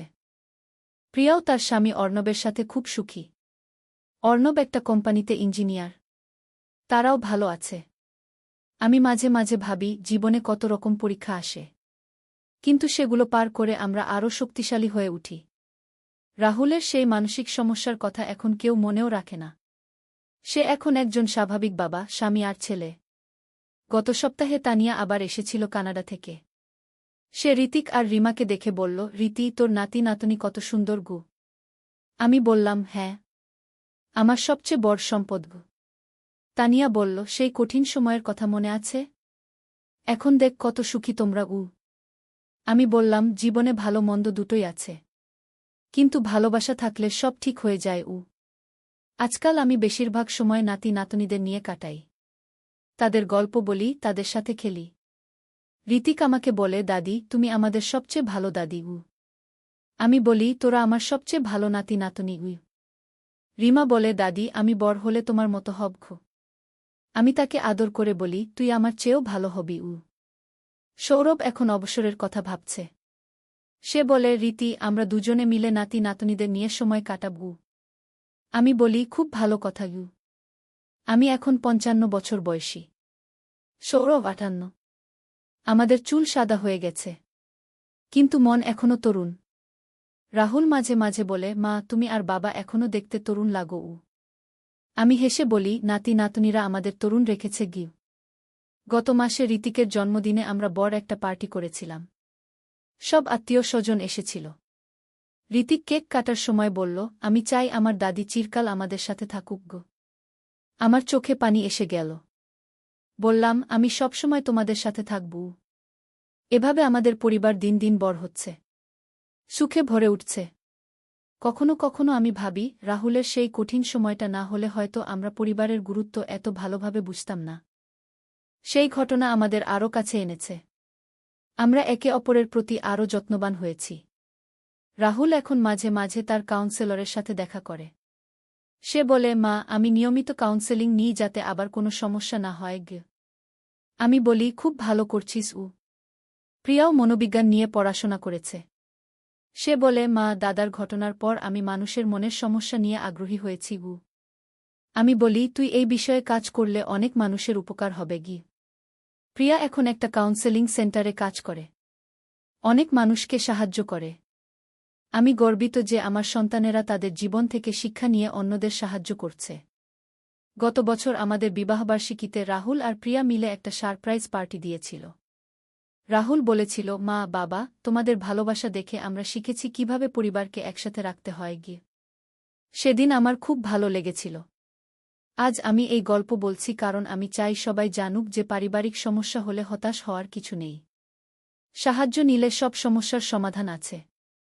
রাহুলের মতো মানসিক সমস্যা অনেকের হতে পারে, কিন্তু এসব নিয়ে লজ্জা না পেয়ে চিকিৎসা নেওয়া উচিত। আমাদের পরিবারে এখন কোনো গোপন কথা নেই। সবাই সবার সাথে খোলাখুলি কথা বলে। এতে সমস্যা হওয়ার আগেই সমাধান হয়ে যায়। ঋতিক যখন বড় হবে আমি তাকেও এই গল্প বলব তার বাবা কিভাবে একটা কঠিন সময় পার করেছে। আমি চাই ঋতিক জানুক যে জীবনে সমস্যা আসলে সেটা লুকিয়ে না রেখে সমাধানের চেষ্টা করতে হয়। আমার এই গল্প এখানেই শেষ, কিন্তু আমাদের পরিবারের গল্প এখনো চলছে। প্রতিদিন নতুন কোনো খুশির ঘটনা ঘটে। গতকাল রিমা হাঁটতে শুরু করেছে। আজ অনেক প্রথমবারের মতো দাদি কি বলেছে। এভাবে প্রতিদিন আমাদের জীবনে নতুন আনন্দ আসে। আমি কৃতজ্ঞ যে আল্লাহ আমাদের এত সুখ দিয়েছেন। আমি আশা করি যারা এই গল্প শুনছেন তারা বুঝতে পেরেছেন যে পরিবারের ভালোবাসাই সবচেয়ে বড় শক্তি। ধন্যবাদ সবাইকে এই দীর্ঘ গল্প ধৈর্য ধরে শোনার জন্য। কিন্তু আমার গল্প এখানেই শেষ নয়। আরও অনেক কিছু ঘটেছে। যেমন গত বছর একটা অদ্ভুত ঘটনা ঘটেছিল। ঋতিক তখন 10 বছর বয়স। একদিন স্কুল থেকে ফিরে এসে আমাকে বলল, দাদি, আমার একজন বন্ধু বলেছে তার বাবা মা আলাদা থাকে গিউ। আমি বললাম, হ্যাঁ বাবা, এমন হয় কখনো কখনো গু। ঋতিক বলল, দাদি, আমার বাবা মা কি কখনো আলাদা হবে? আমি তাকে কোলে নিয়ে বললাম, না বাবা। তোর বাবা মা খুব ভালোবাসে একে অপরকে গি। ঋতিক বলল, দাদি, তুমি আর দাদু কখনো আলাদা হয়েছিলে? আমি হেসে বললাম, না। আমরা কখনো আলাদা হইনি গি। ঋতিক বলল, কিন্তু আমার বাবার একটা সমস্যা ছিল না? আমি অবাক হয়ে বললাম, তুই কোথায় শুনলি? ঋতিক বলল, আমি শুনেছি বাবা আর মা কথা বলছে গি। আমি বুঝলাম ঋতিক বড় হচ্ছে। তার কৌতূহল বাড়ছে। আমি ঠিক করলাম তাকে সব সত্য বলব। আমি বললাম, হ্যাঁ বাবা। তোর বাবার একটা মানসিক সমস্যা ছিল। কিন্তু চিকিৎসা করে ভালো হয়ে গেছে গু। ঋতিক বলল, কী রকম সমস্যা? আমি তার বয়স অনুযায়ী সহজ ভাষায় বললাম, তোর বাবা আমাকে ভুলভাবে ভালোবেসে ফেলেছিল। কিন্তু ডাক্তার তাকে ঠিক করে দিয়েছে গু। ঋতিক বলল, এখন বাবা ঠিক আছে? আমি বললাম, হ্যাঁ। একদম ঠিক আছে গি। ঋতিক বলল, দাদি, আমারও কি এমন হতে পারে? আমি বললাম, না বাবা। তুই ভালো থাকবি। আমরা সবাই তোর খেয়াল রাখি উ। এই কথোপকথনের পর আমি রাহুলকে বললাম। রাহুল বলল, মা, ঋতিক বড় হচ্ছে। তার কৌতূহল স্বাভাবিক। আমি বললাম, হ্যাঁ। আমি তাকে সত্য বলেছি উ। রাহুল বলল, ভালোই করেছ। লুকিয়ে রাখলে সে অন্য কোথাও থেকে ভুল তথ্য পেত। পরের দিন রাহুল ঋতিকের সাথে বসে আরও বিস্তারিত কথা বলল। কিভাবে মানুষের মানসিক সমস্যা হয়, কিভাবে চিকিৎসা করা হয়। ঋতিক খুব আগ্রহ নিয়ে শুনল। সে বলল, বাবা, তুমি অনেক সাহসী। তুমি চিকিৎসা নিয়ে ভালো হয়েছ উ। রাহুল তাকে আদর করে বলল, ধন্যবাদ বাবা উ। এই ঘটনার পর ঋতিক আরও পরিণত হয়ে গেল। সে বুঝতে পারল যে জীবনে সমস্যা আসতে পারে, কিন্তু সেগুলো সমাধান করা যায়। রিমাও এখন 6 বছর বয়স। স্কুলে যায়। খুব চালাক মেয়ে। তার খালা প্রিয়ার মতোই। গত মাসে রিমা আমাকে বলল, দাদি, আমি বড় হলে ডাক্তার হবগু। আমি বললাম, কী রকম ডাক্তার? রিমা বলল, মানুষের মনের ডাক্তার। প্রিয়া খালার মতো গু। আমি খুশি হয়ে বললাম, খুব ভালো। তুই অনেক মানুষকে সাহায্য করতে পারবি গি। প্রিয়ার ছেলে অনিকও এখন 4 বছর। খুব দুষ্টু। রাহুলের ছোটবেলার মতো। গত সপ্তাহে অনিক আমাকে বলল, দাদি, আমি কি তোমাকে বিয়ে করতে পারি? আমি হেসে বললাম, না বাবা। তুই বড় হলে তোর বয়সী কোনো মেয়েকে বিয়ে করবি গি। অনিক বলল, কিন্তু আমি তো তোমাকে সবচেয়ে বেশি ভালোবাসি গু। আমি তাকে বুঝিয়ে বললাম, বাবা, দাদিকে ভালোবাসা আর বিয়ে করা আলাদা জিনিস কি। এই ঘটনা শুনে রাহুল বলল, মা, দেখো অনিকও এমন কথা বলছে গি। আমি বললাম, এটা স্বাভাবিক। ছোট ছেলেরা এমন বলে। তুইও ছোটবেলায় বলতি গু। প্রিয়া বলল, মা, আমি অনিককে ভালো করে বুঝিয়ে দেব গু। আমি বললাম, হ্যাঁ। ছোট থেকেই সঠিক শিক্ষা দিতে হয় গ। এদিকে সৌরভ গত বছর অবসর নিয়েছে। এখন বেশিরভাগ সময় বাড়িতে থাকে। নাতি নাতনিদের সাথে খেলে। সৌরভ বলে, রীতি, অবসরের পর আমার জীবন আরও সুন্দর হয়েছে গু। আমি বলি, হ্যাঁ। এখন আমরা পরিবারের সাথে বেশি সময় কাটাতে পারি উ। গত মাসে আমাদের বিয়ের 35তম বার্ষিকী ছিল। রাহুল আর প্রিয়া মিলে একটা বড় অনুষ্ঠানের আয়োজন করল। সেখানে আমাদের সব আত্মীয় স্বজন এসেছিল। তানিয়াও এসেছিল। তানিয়া বলল, রীতি, তোমাদের দেখে মনে হয় তোমরা নতুন বিয়ে করেছ। আমি হেসে বললাম, ভালোবাসা থাকলে বয়স বাড়ে না গি। সেই অনুষ্ঠানে ঋতিক একটা স্পিচ দিয়েছিল। সে বলেছিল, দাদি, দাদু, তোমাদের ভালোবাসা দেখে আমি শিখেছি পরিবার কত গুরুত্বপূর্ণ গু। আমার চোখে পানি এসে গিয়েছিল। রাহুলও একটা স্পিচ দিয়েছিল। সে বলেছিল, মা, বাবা, আমি জানি আমার কারণে তোমরা অনেক কষ্ট পেয়েছ। কিন্তু তোমাদের ভালোবাসা আমাকে সুস্থ করেছে গি। সেদিন আমি অনুভব করেছিলাম যে আমাদের সব কষ্ট সার্থক হয়েছে।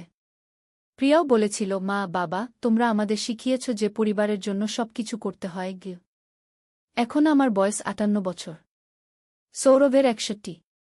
আমরা দুজনেই সুস্থ আছি। রাহুল এখন তার অফিসে একটা বড় পদে। অনন্যাও প্রিন্সিপাল হয়েছে। তাদের 2 সন্তান ভালো স্কুলে পড়ে। প্রিয়া তার কাউন্সেলিং সেন্টারে খুব ভালো কাজ করছে। অনেক পরিবারকে সাহায্য করেছে। গত মাসে প্রিয়া বলল, মা, আমি একটা বই লিখতে চাই। আমি বললাম, কি নিয়ে? প্রিয়া বলল, পারিবারিক সমস্যা আর তার সমাধান নিয়ে। দাদার ঘটনা থেকে অনেক কিছু শিখেছি। আমি বললাম, খুব ভালো আইডিয়া। অনেক পরিবারের উপকার হবে। প্রিয়া তার বই লেখা শুরু করেছে। সে আমার কাছ থেকে সেই সময়ের বিস্তারিত জেনে নিচ্ছে। রাহুলও সাহায্য করছে। সে তার অভিজ্ঞতা শেয়ার করছে। আমি ভাবি, আমাদের কষ্টের ঘটনা যদি অন্য পরিবারের উপকারে আসে তাহলে সেটা খুব ভালো। গত বছর একটা টিভি চ্যানেল আমাদের সাক্ষাৎকার নিতে চেয়েছিল। তারা মানসিক স্বাস্থ্য নিয়ে একটা প্রোগ্রাম করছিল। রাহুল প্রথমে রাজি হয়নি। পরে আমি তাকে বুঝিয়ে বললাম, এতে অন্যদের উপকার হবে। শেষে আমরা সবাই সাক্ষাৎকার দিয়েছিলাম। সেই প্রোগ্রাম দেখে অনেক মানুষ আমাদের ধন্যবাদ জানিয়েছে। একজন মহিলা ফোন করে বলেছিল, আপনাদের গল্প শুনে আমি আমার ছেলেকে ডাক্তারের কাছে নিয়ে গেছি। এমন অনেক ফোন এসেছিল। আমি বুঝেছিলাম যে আমাদের গল্প শেয়ার করা সঠিক সিদ্ধান্ত। এখন মাঝে মাঝে বিভিন্ন জায়গা থেকে আমাদের কথা বলতে ডাকে। আমরা যাই এবং মানসিক স্বাস্থ্য নিয়ে সচেতনতা ছড়ানোর চেষ্টা করি। ঋতিক এখন 12 বছর বয়স। সে গর্বিত যে তার পরিবার সমাজের উপকার করছে। ঋতিক বলে, দাদি, আমি বড় হলে তোমাদের মতো মানুষের সেবা করব।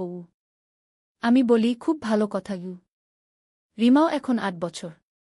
সেও বুঝতে পারে তার পরিবারের গুরুত্ব। রিমা বলে, দাদি, আমার বন্ধুরা বলে আমাদের পরিবার খুব বিখ্যাত। আমি হেসে বলি, আমরা ভালো কাজের জন্য বিখ্যাত। অনিকও এখন 6 বছর। সেও স্কুলে যায়। খুব চালাক। গত সপ্তাহে অনিক আমাকে বলল, দাদি, আমি শুনেছি আমাদের পরিবারে একটা গল্প আছে। আমি বললাম, হ্যাঁ বাবা। তুই বড় হলে বলবু। অনিক বলল, এখনই বলো না। আমি বললাম, তুই এখনো ছোট। বড় হলে বুঝবি। এভাবে আমাদের পরিবারের প্রতিটি সদস্য নিজেদের অতীত নিয়ে গর্বিত। কারণ আমরা জানি যে আমাদের কষ্টের গল্প অন্যদের সাহায্য করছে। গত মাসে প্রিয়ার বইটি প্রকাশ হয়েছে। নাম দিয়েছে পারিবারিক বন্ধন ও মানসিক স্বাস্থ্য। বইটি খুব ভালো সাড়া পেয়েছে। অনেক মানুষ পড়ে উপকৃত হচ্ছে। একজন সাইকোলজিস্ট লিখেছে, এই বই প্রতিটি পরিবারের পড়া উচিত। প্রিয়া খুব খুশি। সে বলে, মা, তোমাদের গল্প অনেক পরিবারকে সাহায্য করছে। আমি বলি, আল্লাহর রহমতে আমাদের কষ্ট কাজে লাগছে। রাহুলও এখন মাঝে মাঝে সেমিনারে কথা বলে। তার অভিজ্ঞতা শেয়ার করে। গত সপ্তাহে একটা বিশ্ববিদ্যালয়ে গিয়েছিল। সেখানে শিক্ষার্থীদের বলেছিল কিভাবে মানসিক সমস্যা কাটিয়ে উঠতে হয়। একজন শিক্ষার্থী বলেছিল, আপনার গল্প শুনে আমি অনুপ্রাণিত হয়েছি। রাহুল বলেছিল, মানসিক সমস্যা লজ্জার কিছু নয়। চিকিৎসা নিলে সব ঠিক হয়।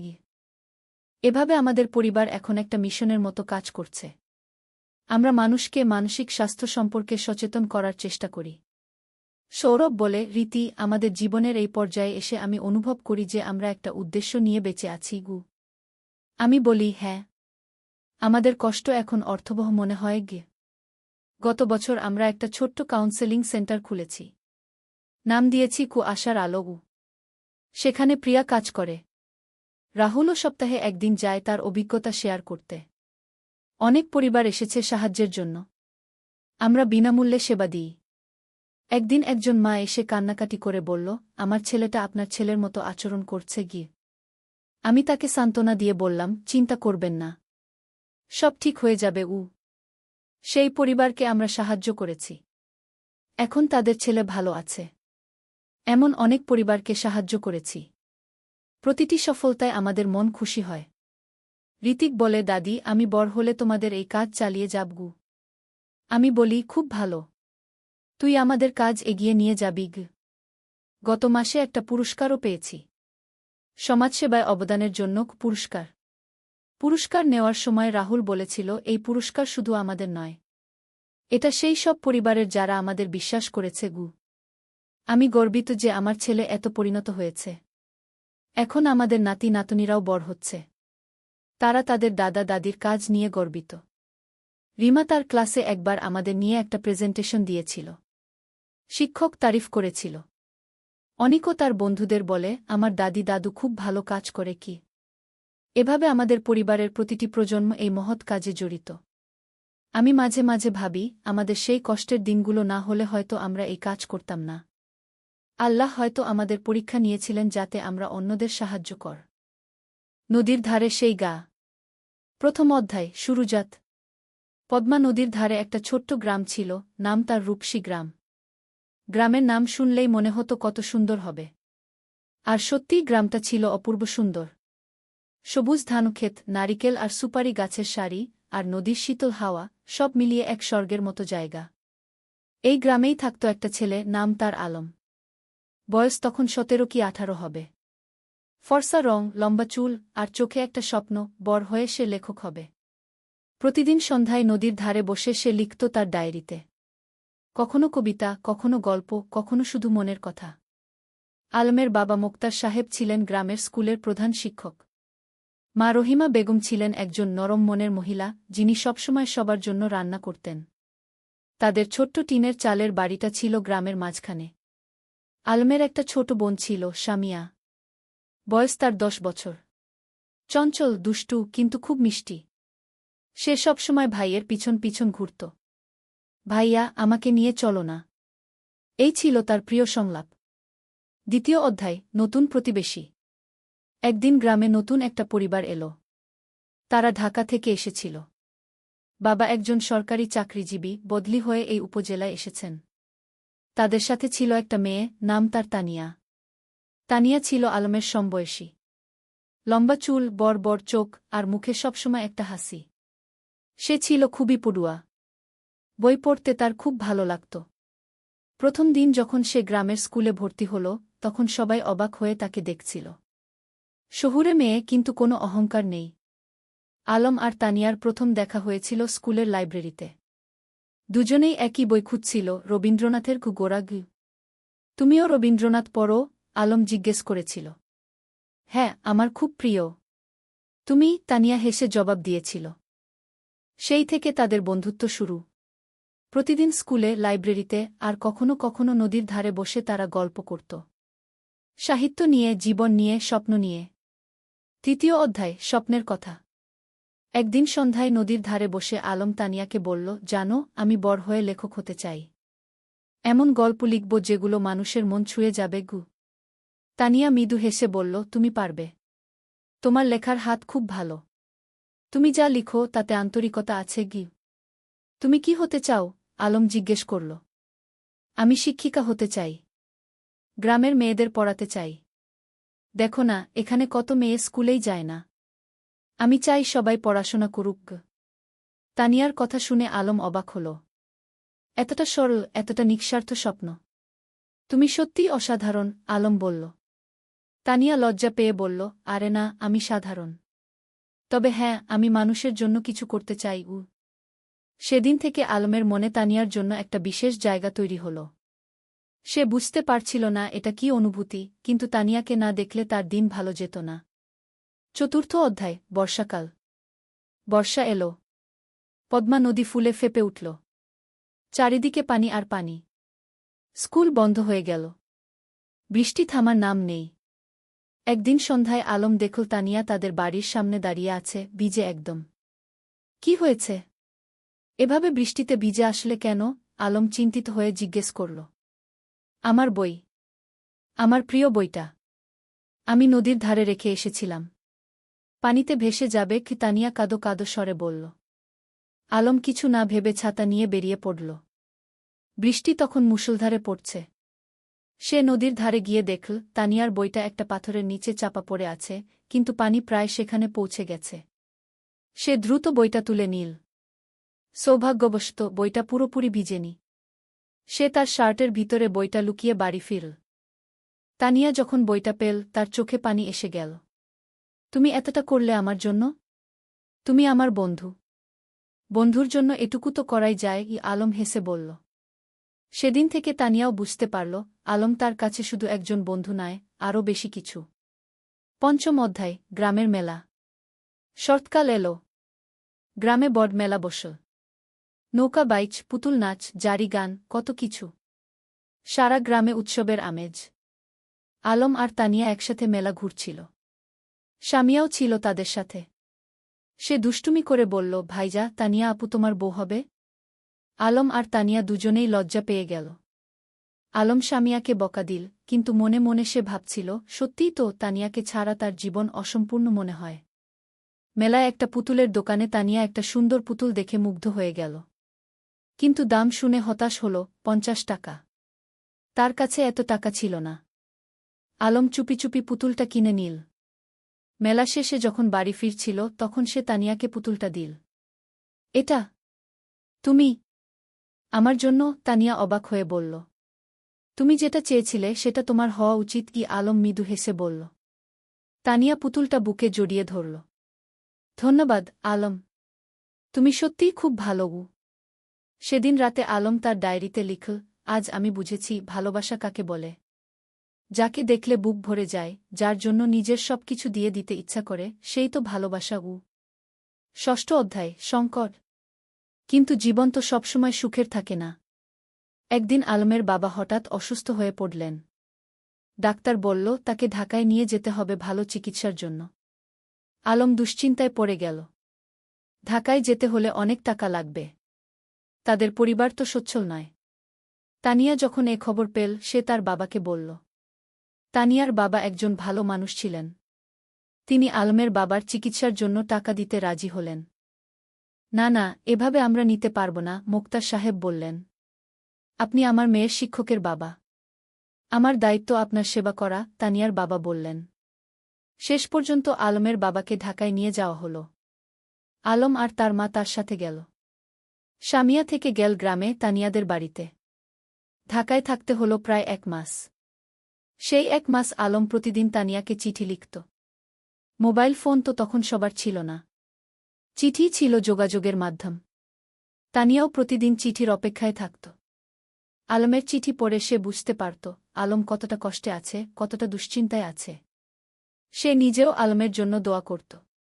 সপ্তম অধ্যায়, ফিরে আসা। অবশেষে মোক্তার সাহেব সুস্থ হয়ে উঠলেন। ডাক্তার বললেন এখন তিনি বাড়ি যেতে পারবেন। কিন্তু সতর্ক থাকতে হবে। যেদিন আলম গ্রামে ফিরল সেদিন পুরো গ্রাম খুশিতে আত্মহারা। সবাই মোক্তার সাহেবকে দেখতে এলো। তানিয়াও এলো স্বামিয়াকে নিয়ে। আলম তানিয়াকে দেখে বলল, তোমার চিঠিগুলো আমাকে শক্তি দিয়েছে। ঢাকায় যখন খুব কষ্ট লাগত তখন তোমার চিঠি পড়ে আবার ভালো লাগত। আমি জানতাম তুমি ফিরে আসবে। আমি বিশ্বাস রাখিনি, হারাইনি, তানিয়া মৃদু হেসে বলল।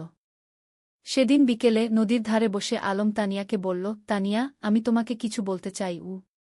বলো, তানিয়া বলল। আমি আমি তোমাকে ভালোবাসি। ঢাকায় থাকার সময় প্রতিটা মুহূর্তে তোমার কথা মনে পড়েছে। তুমি ছাড়া আমার জীবন অর্থহীন। তানিয়া কিছুক্ষণ চুপ করে রইল। তারপর বলল, আমিও তোমাকে ভালোবাসি আলম। কিন্তু আমরা এখনো ছোট। আমাদের পড়াশোনা শেষ করতে হবে, নিজেদের প্রতিষ্ঠিত করতে হবে। তারপর আমরা একসাথে থাকব। আলম তার কথা শেষ করল। হ্যাঁ, একসাথে থাকব, তানিয়া হেসে মাথা নাড়ল।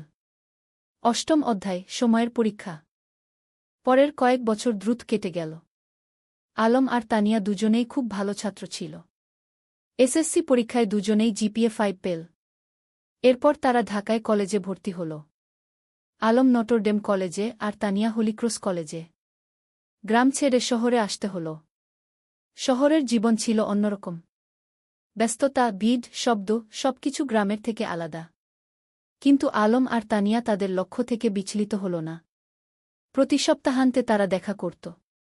কখনো রমনা পার্কে, কখনো টিএসসিতে, কখনো কোনো বইয়ের দোকানে। তারা একে অপরকে উৎসাহ দিত, সাহস দিত।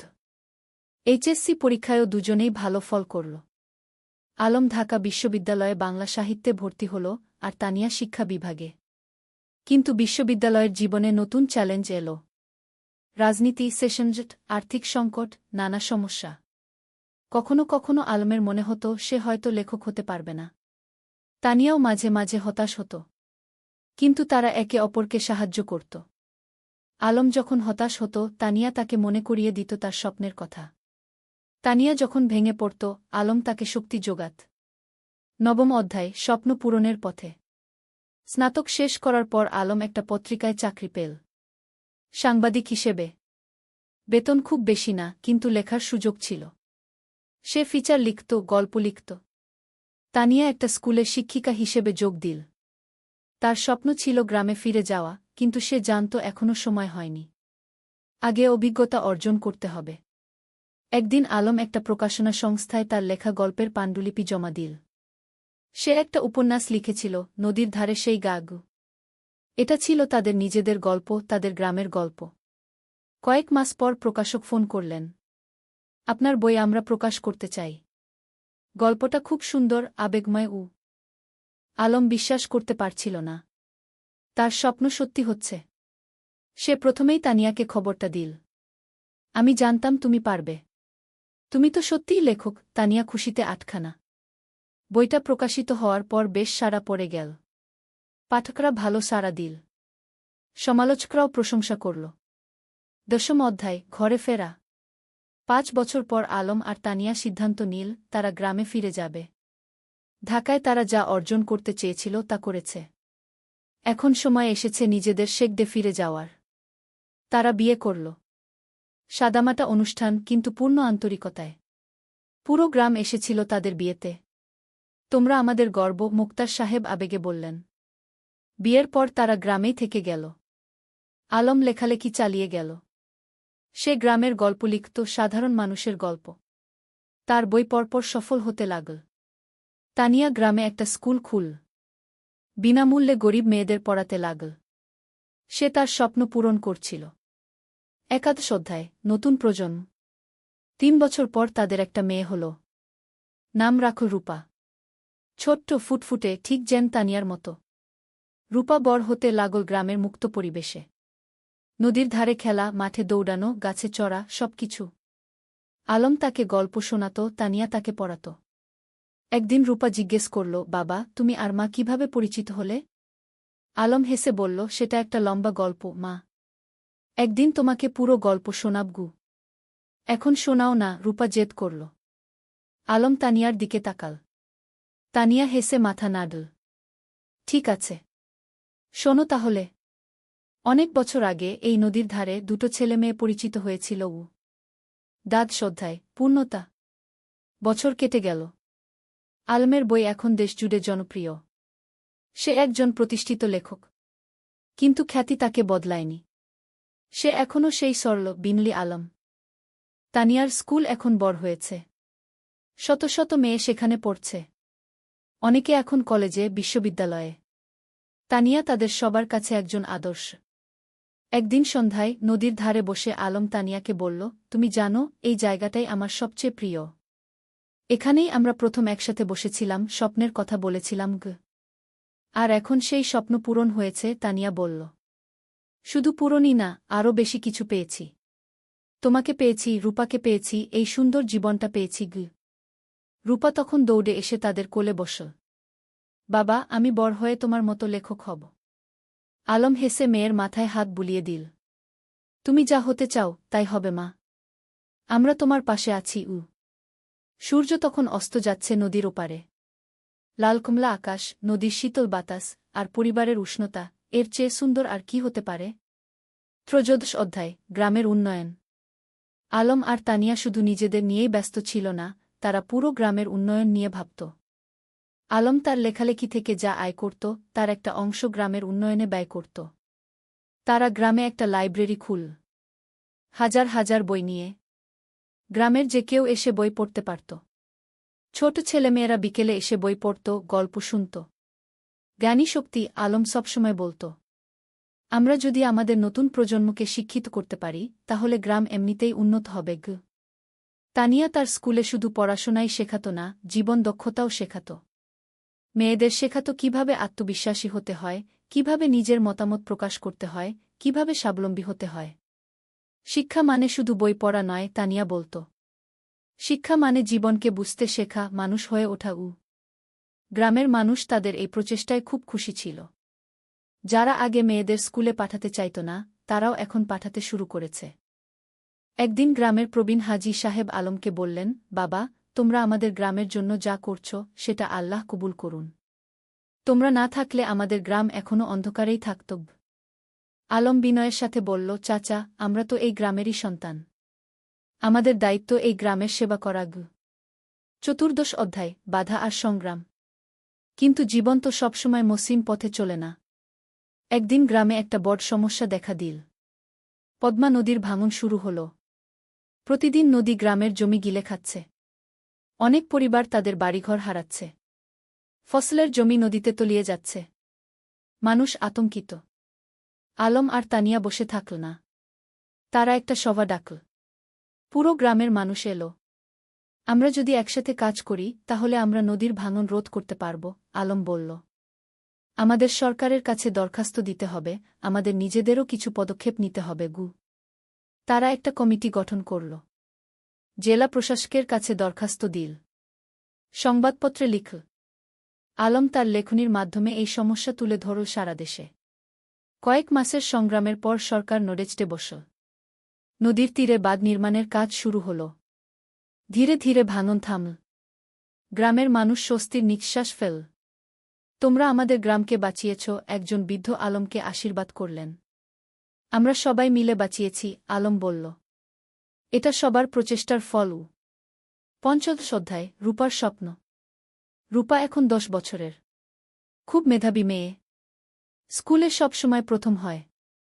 কিন্তু শুধু পড়াশোনায় নয়, সে খেলাধুলায়, গানেও ভালো। একদিন রূপা তার বাবা-মাকে বলল, আমি ডাক্তার হতে চাই। গ্রামের মানুষদের সেবা করব। আলম আর তানিয়া খুশি হল। তাদের মেয়ে অন্যের সেবা করতে চায়, এর চেয়ে বড় গর্বের আর কি হতে পারে? তুমি যা হতে চাও, আমরা তোমাকে সাহায্য করব, তানিয়া বলল। কিন্তু রূপার একটা শর্ত ছিল। আমি ঢাকায় না, গ্রামেই থাকব। এখানেই পড়ব, এখানেই ডাক্তারি করব। আলম হেসে বলল, কেন মা? ঢাকায় তো ভালো সুযোগ পাবে। বাবা, তুমি আর মা যেমন গ্রামে ফিরে এসেছ, আমিও তাই চাই। গ্রামের মানুষদের সবচেয়ে বেশি সাহায্যের দরকার। এই কথা শুনে আলমের চোখে পানি এসে গেল। তার মেয়ে তার আদর্শকে ধারণ করছে। রূপা খুব পরিশ্রমী ছিল। প্রতিদিন ভোরে উঠে পড়াশোনা করত। মায়ের স্কুলে ছোটদের পড়াতে সাহায্য করত। বাবার লেখার কাজেও হাত লাগাত। রূপা, তুমি এত কাজ করো, ক্লান্ত হয়ে যাও না? তানিয়া একদিন জিজ্ঞেস করল। না মা, আমি যখন মানুষের উপকার করি তখন আমার ভালো লাগে। ক্লান্তি লাগে না, রূপা হেসে জবাব দিল। 16 অধ্যায়, পুরস্কার। আলমের লেখালেখি এখন দেশের সীমা পেরিয়ে গেছে। তার বই অনুবাদ হয়েছে বিভিন্ন ভাষা। বিদেশেও পাঠক তৈরি হয়েছে। একদিন একটা খবর এলো। আলম জাতীয় সাহিত্য পুরস্কার পেতে যাচ্ছে। এটা দেশের সর্বোচ্চ সাহিত্য পুরস্কার। পুরো গ্রাম আনন্দে উদ্বেলিত। আমাদের আলম জাতীয় পুরস্কার পাবে, সবাই গর্ব করে বলতে লাগল। পুরস্কার দেওয়ার অনুষ্ঠান হল ঢাকায়। প্রধানমন্ত্রী নিজে পুরস্কার তুলে দিলেন আলমের হাতে। আপনার লেখা আমাদের গ্রামবাংলার প্রকৃত চিত্র তুলে ধরে, প্রধানমন্ত্রী বললেন। আপনি দেশের গর্ব। আলম বিনয়ের সাথে পুরস্কার নিল। তার মনে পড়ল সেই দিনগুলোর কথা, যখন সে নদীর ধারে বসে স্বপ্ন দেখত লেখক হওয়ার। পুরস্কার পাওয়ার পর আলম একটা বক্তৃতা দিল। এই পুরস্কার শুধু আমার একার নয়। এটা আমার স্ত্রী তানিয়ার, আমার মেয়ে রূপার, আমার গ্রামের সব মানুষের। তারা আমাকে অনুপ্রাণিত করেছে, সাহস দিয়েছে। তানিয়ার চোখে খুশির অশ্রু। তার স্বামী এত বড় সম্মান পেল, কিন্তু তবুও সে নিজের কৃতিত্ব সবার সাথে ভাগ করে নিচ্ছে। 17 অধ্যায়, তানিয়ার স্বীকৃতি। আলমের পুরস্কার পাওয়ার 1 বছর পর তানিয়াও একটা সম্মান পেল। সরকার তাকে সেরা শিক্ষক পুরস্কার দিল। তার স্কুল থেকে যে মেয়েরা বের হয়ে গেছে তারা এখন বিভিন্ন ক্ষেত্রে প্রতিষ্ঠিত। কেউ ডাক্তার, কেউ ইঞ্জিনিয়ার, কেউ শিক্ষক, কেউ উদ্যোক্তা। পুরস্কার নেওয়ার সময় তানিয়া বলল, আমি শুধু বীজ বপন করেছি। এই মেয়েরাই আমার আসল পুরস্কার। তারা নিজেদের প্রতিষ্ঠিত করেছে, সমাজে অবদান রাখছে। তার স্কুলের একজন প্রাক্তন ছাত্রী, যে এখন একজন সফল ব্যবসায়ী, মঞ্চে উঠে এসে বলল, ম্যাডাম না থাকলে আমি আজ এখানে থাকতাম না। তিনি আমাকে শুধু পড়াশোনাই শেখাননি, আত্মবিশ্বাস শিখিয়েছেন গু। রূপা তখন মঞ্চের নিচে বসে মায়ের দিকে তাকিয়েছিল গর্বিত চোখে।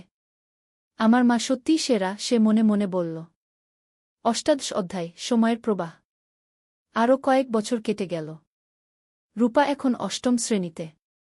খুব ভালো ছাত্রী। তার স্বপ্ন ডাক্তার হওয়ার, সেই স্বপ্ন এখনও অটুট। আলম এখনও লিখে যাচ্ছে। তার নতুন একটা উপন্যাস বের হল, জোছনা রাতের স্বপ্ন উ। এটাও বেশ জনপ্রিয় হল। তানিয়ার স্কুল এখন অনেক বড়। ৩০০ জন ছাত্রী, ১০ জন শিক্ষক, একটা পূর্ণাঙ্গ শিক্ষা প্রতিষ্ঠান। গ্রামটাও অনেক বদলে গেছে। এখন পাকা রাস্তা, বিদ্যুৎ, স্বাস্থ্যকেন্দ্র, সবকিছু আছে। কিন্তু গ্রামের আত্মা, সেই সারল্য, সেই ভালোবাসা, সেটা আছে অক্ষুণ্ণ। একদিন সন্ধ্যায় পুরো পরিবার নদীর ধারে বসেছিল। আলম, তানিয়া, রূপা আর শামিয়া। শামিয়া এখন বিবাহিত, তার একটা ছেলে আছে। ভাইয়া, মনে আছে যখন আমি ছোট ছিলাম, তুমি আর ভাবি এখানে বসে গল্প করতে? শামিয়া হেসে বলল। মনে আছে, আলম হেসে বলল। সেই সময়গুলো কত সুন্দর ছিল। এখনকার সময়ও কম সুন্দর নয়, তানিয়া বলল। আমরা একসাথে আছি, সুস্থ আছি, খুশি আছি, এর চেয়ে বড় সৌভাগ্য আর কি? রূপা বলল, বাবা, তোমার আর মায়ের মতো আমিও একজন ভালো মানুষকে জীবনসঙ্গী হিসেবে পেতে চাই উ। আলম মেয়ের মাথায় হাত রেখে বলল, তুমি পাবে মা। তবে তার আগে তোমার স্বপ্ন পূরণ করো। ডাক্তার হও। তারপর জীবনসঙ্গী খুঁজবে গু। ১৯ অধ্যায়, নতুন চ্যালেঞ্জ। রূপা এসএসসি পরীক্ষা দিল। ফলাফল বেরোল, জিপিএ ৫। পুরো গ্রাম খুশি। আলম আর তানিয়া গর্বিত। কিন্তু এখন একটা বড় সিদ্ধান্ত নিতে হবে। রূপা ডাক্তার হতে চায়, আর তার জন্য তাকে মেডিকেল কলেজে ভর্তি হতে হবে। কিন্তু গ্রামে তো মেডিকেল কলেজ নেই। বাবা, আমি ঢাকা মেডিকেলে ভর্তি হতে চাই, রূপা বলল। আলম একটু চিন্তিত হল। কিন্তু তুমি তো বলেছিলে গ্রামে থাকবে। হ্যাঁ বাবা, আমি গ্রামে ফিরে আসব। কিন্তু ভালো ডাক্তার হতে হলে ভালো প্রতিষ্ঠান থেকে পড়তে হবে। আমি ৫ বছর ঢাকায় থাকব, তারপর ফিরে আসব এবং গ্রামে একটা হাসপাতাল খুলব। তানিয়া বলল, মেয়েটা ঠিকই বলছে। আমরাও তো ঢাকায় গিয়ে পড়াশোনা করেছিলাম। তারপর ফিরে এসেছি গু। রূপা ঢাকা মেডিকেল কলেজে ভর্তি হল।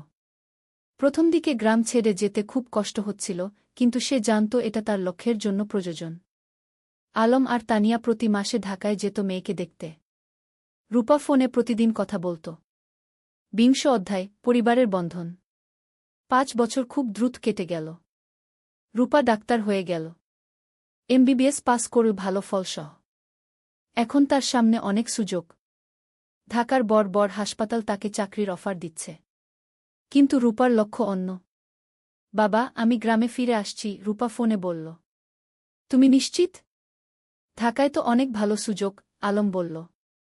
বাবা, আমার স্বপ্ন তো ঢাকায় বড় ডাক্তার হওয়া নয়। আমার স্বপ্ন গ্রামের মানুষের সেবা করা গে। রূপা গ্রামে ফিরে এলো। গ্রামের মানুষ তাকে মাথায় করে নিয়ে এলো। আমাদের নিজের ডাক্তার। সে একটা ছোট ক্লিনিক খুল। বিনামূল্যে গরিব মানুষদের চিকিৎসা দিতে লাগল। যাদের সামর্থ্য আছে তারা দিত। যাদের নেই তাদের কাছ থেকে কিছু নিত না। তুমি কিভাবে চালাবে এভাবে? আলম একদিন জিজ্ঞেস করল। বাবা, তুমি তো লেখক হয়েছ মানুষের সেবা করার জন্য, মা শিক্ষিকা হয়েছে সেবার জন্য। আমিও তাই। টাকা পয়সা পরে দেখা যাবে উ। আলম মেয়েকে জড়িয়ে ধরল। তুমি আমাদের গর্ব উ। ২১ অধ্যায়, নতুন সঙ্গী। রূপা যখন ক্লিনিকে ব্যস্ত, তখন একদিন একজন তরুণ ডাক্তার এলো। তার নাম ফাহিম।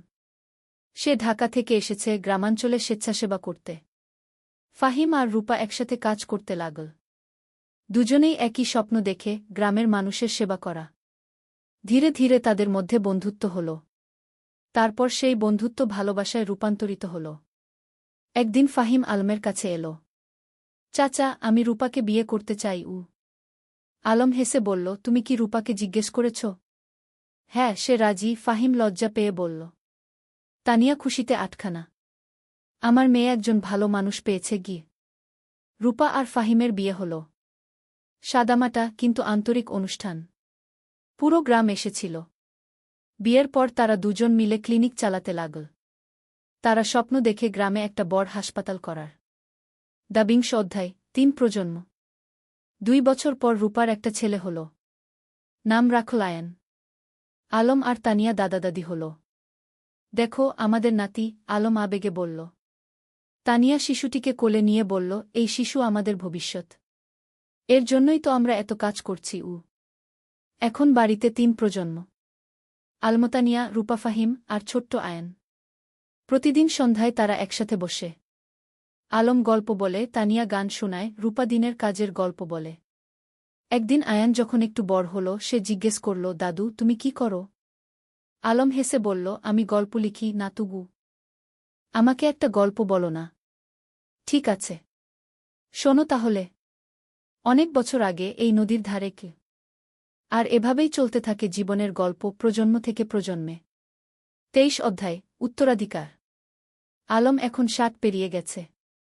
চুলদাড়ি পেকে গেছে। কিন্তু লেখার হাত এখনও অক্ষুণ্ণ। সে এখনও প্রতিদিন লেখে। তানিয়াও এখন অবসর নিয়েছে স্কুল থেকে। কিন্তু মাঝে মাঝে যায় ছাত্রীদের সাথে দেখা করতে। একদিন আয়ান, যে এখন ৫ বছরের, দাদুকে জিজ্ঞেস করল, দাদু তুমি কত বই লিখেছ? প্রায় ২০টা, আলম বলল। আমিও বড় হয়ে লেখক হব, আয়ান বলল। রূপা হেসে বলল, তুমি যা হতে চাও তাই হবে গি। আলম নাতিকে কোলে নিয়ে বলল, লেখক হওয়া মানে শুধু বই লেখা নয় বাবা। লেখক হওয়া মানে মানুষের কথা বলা, সত্য বলা, ভালোবাসা ছড়িয়ে দেওয়া গি। আমি সব করব, আয়ান উৎসাহিত হয়ে বলল। তানিয়া নাতিকে আদর করে বলল, তুমি করবে, আমরা জানি গি। ২৪ অধ্যায় গ্রামের হাসপাতাল। রূপা আর ফাহিমের স্বপ্ন ছিল গ্রামে একটা বড় হাসপাতাল খোলার। তারা কয়েক বছর ধরে টাকা জমিয়ে রাখছিল। আলমও তার রয়্যালটির একটা অংশ দিয়েছিল। অবশেষে সেই দিন এল। তারা একটা ৩তলা হাসপাতাল তৈরি করল। নাম দিল রূপসী হাসপাতাল। উদ্বোধনের দিন পুরো জেলা থেকে মানুষ এল। স্বাস্থ্যমন্ত্রী নিজে এসে উদ্বোধন করলেন। এই হাসপাতাল শুধু একটা স্বাস্থ্যসেবা কেন্দ্র নয়, মন্ত্রী বললেন। এটা একটা স্বপ্নের বাস্তবায়ন। ডা রূপা আর ডা ফাহিম যা করেছেন সেটা অনুকরণীয়। হাসপাতালে ১০টা বেড, অপারেশন থিয়েটার, ল্যাবরেটরি, সবকিছু আছে। আর সবচেয়ে বড় কথা, গরিবদের জন্য বিনামূল্যে চিকিৎসার ব্যবস্থা। আলম গর্বে বুক ফুলিয়ে বলল, আমার মেয়ে যা করেছে আমি কলম দিয়ে তা করতে পারিনি গু। তুমি কলম দিয়ে মানুষের মন ছুঁয়েছ, আমি হাত দিয়ে মানুষের শরীর সারাচ্ছি। দুটোই সমান গুরুত্বপূর্ণ, রূপা বলল। ২৫ অধ্যায় প্রত্যাবর্তন। একদিন গ্রামে একটা আশ্চর্য ঘটনা ঘটল। যে ছেলেটা ৩০ বছর আগে গ্রাম ছেড়ে আমেরিকায় গিয়েছিল সে ফিরে এল। তার নাম জামিল। সে আমেরিকায় একজন সফল ব্যবসায়ী। কিন্তু বয়স হয়েছে, এখন শেখদে ফিরতে চায়। জামিল আলমের সাথে দেখা করতে এল। আমি তোমার বই পড়েছি আমেরিকায় বসে। সেই বই পড়ে আমার গ্রামের কথা মনে পড়ে গেল। তাই ফিরে এলাম ঘ। স্বাগতম, আলম হাসি মুখে বলল। জামিল বলল, আমি এই গ্রামের জন্য কিছু করতে চাই। তুমি কি পরামর্শ দাও? আলম ভাবল একটু। তারপর বলল, গ্রামে একটা কারিগরি প্রশিক্ষণ কেন্দ্র খোলো। যুবকদের হাতে কলমে কাজ শেখাও। তাহলে তারা চাকরি পাবে, স্বাবলম্বী হবে গু। জামিল খুশি হল। চমৎকার আইডিয়া। কয়েক মাসের মধ্যে একটা কারিগরি প্রশিক্ষণ কেন্দ্র খোলা হল। সেখানে ছেলেমেয়েরা কম্পিউটার, ইলেকট্রনিক্স, সেলাই, রান্না, নানা বিষয়ে প্রশিক্ষণ পেতে লাগল। এভাবে একে একে গ্রামে নতুন নতুন সুবিধা যুক্ত হতে লাগল। কেউ ফিরে এসে স্কুলে দান করল, কেউ রাস্তা বানিয়ে দিল, কেউ মসজিদ মন্দির সংস্কার করল। আলম দেখছিল আর ভাবছিল, একজন মানুষ যদি ভালো কাজ শুরু করে তাহলে সেটা অন্যদেরও অনুপ্রাণিত করে কি। ২৬ অধ্যায় পরবর্তী প্রজন্ম। আয়ান এখন ১০ বছরের। খুব মেধাবী ছেলে। সে দাদুর কাছে বসে গল্প শোনে, দাদির কাছে থেকে জীবনের পাঠ নেয়। একদিন স্কুলে একটা রচনা প্রতিযোগিতা হল। বিষয় ছিল আমার স্বপ্নের বাংলাদেশ গ। আয়ান লিখল, আমার স্বপ্নের বাংলাদেশে সবাই শিক্ষিত হবে। কেউ অসুস্থ হলে চিকিৎসা পাবে। কেউ গরিব থাকবে না। সবাই একসাথে মিলেমিশে থাকবে। আমার দাদু বলেন, স্বপ্ন দেখতে হয় বড়, তারপর সেই স্বপ্ন পূরণের জন্য কাজ করতে হয় গে।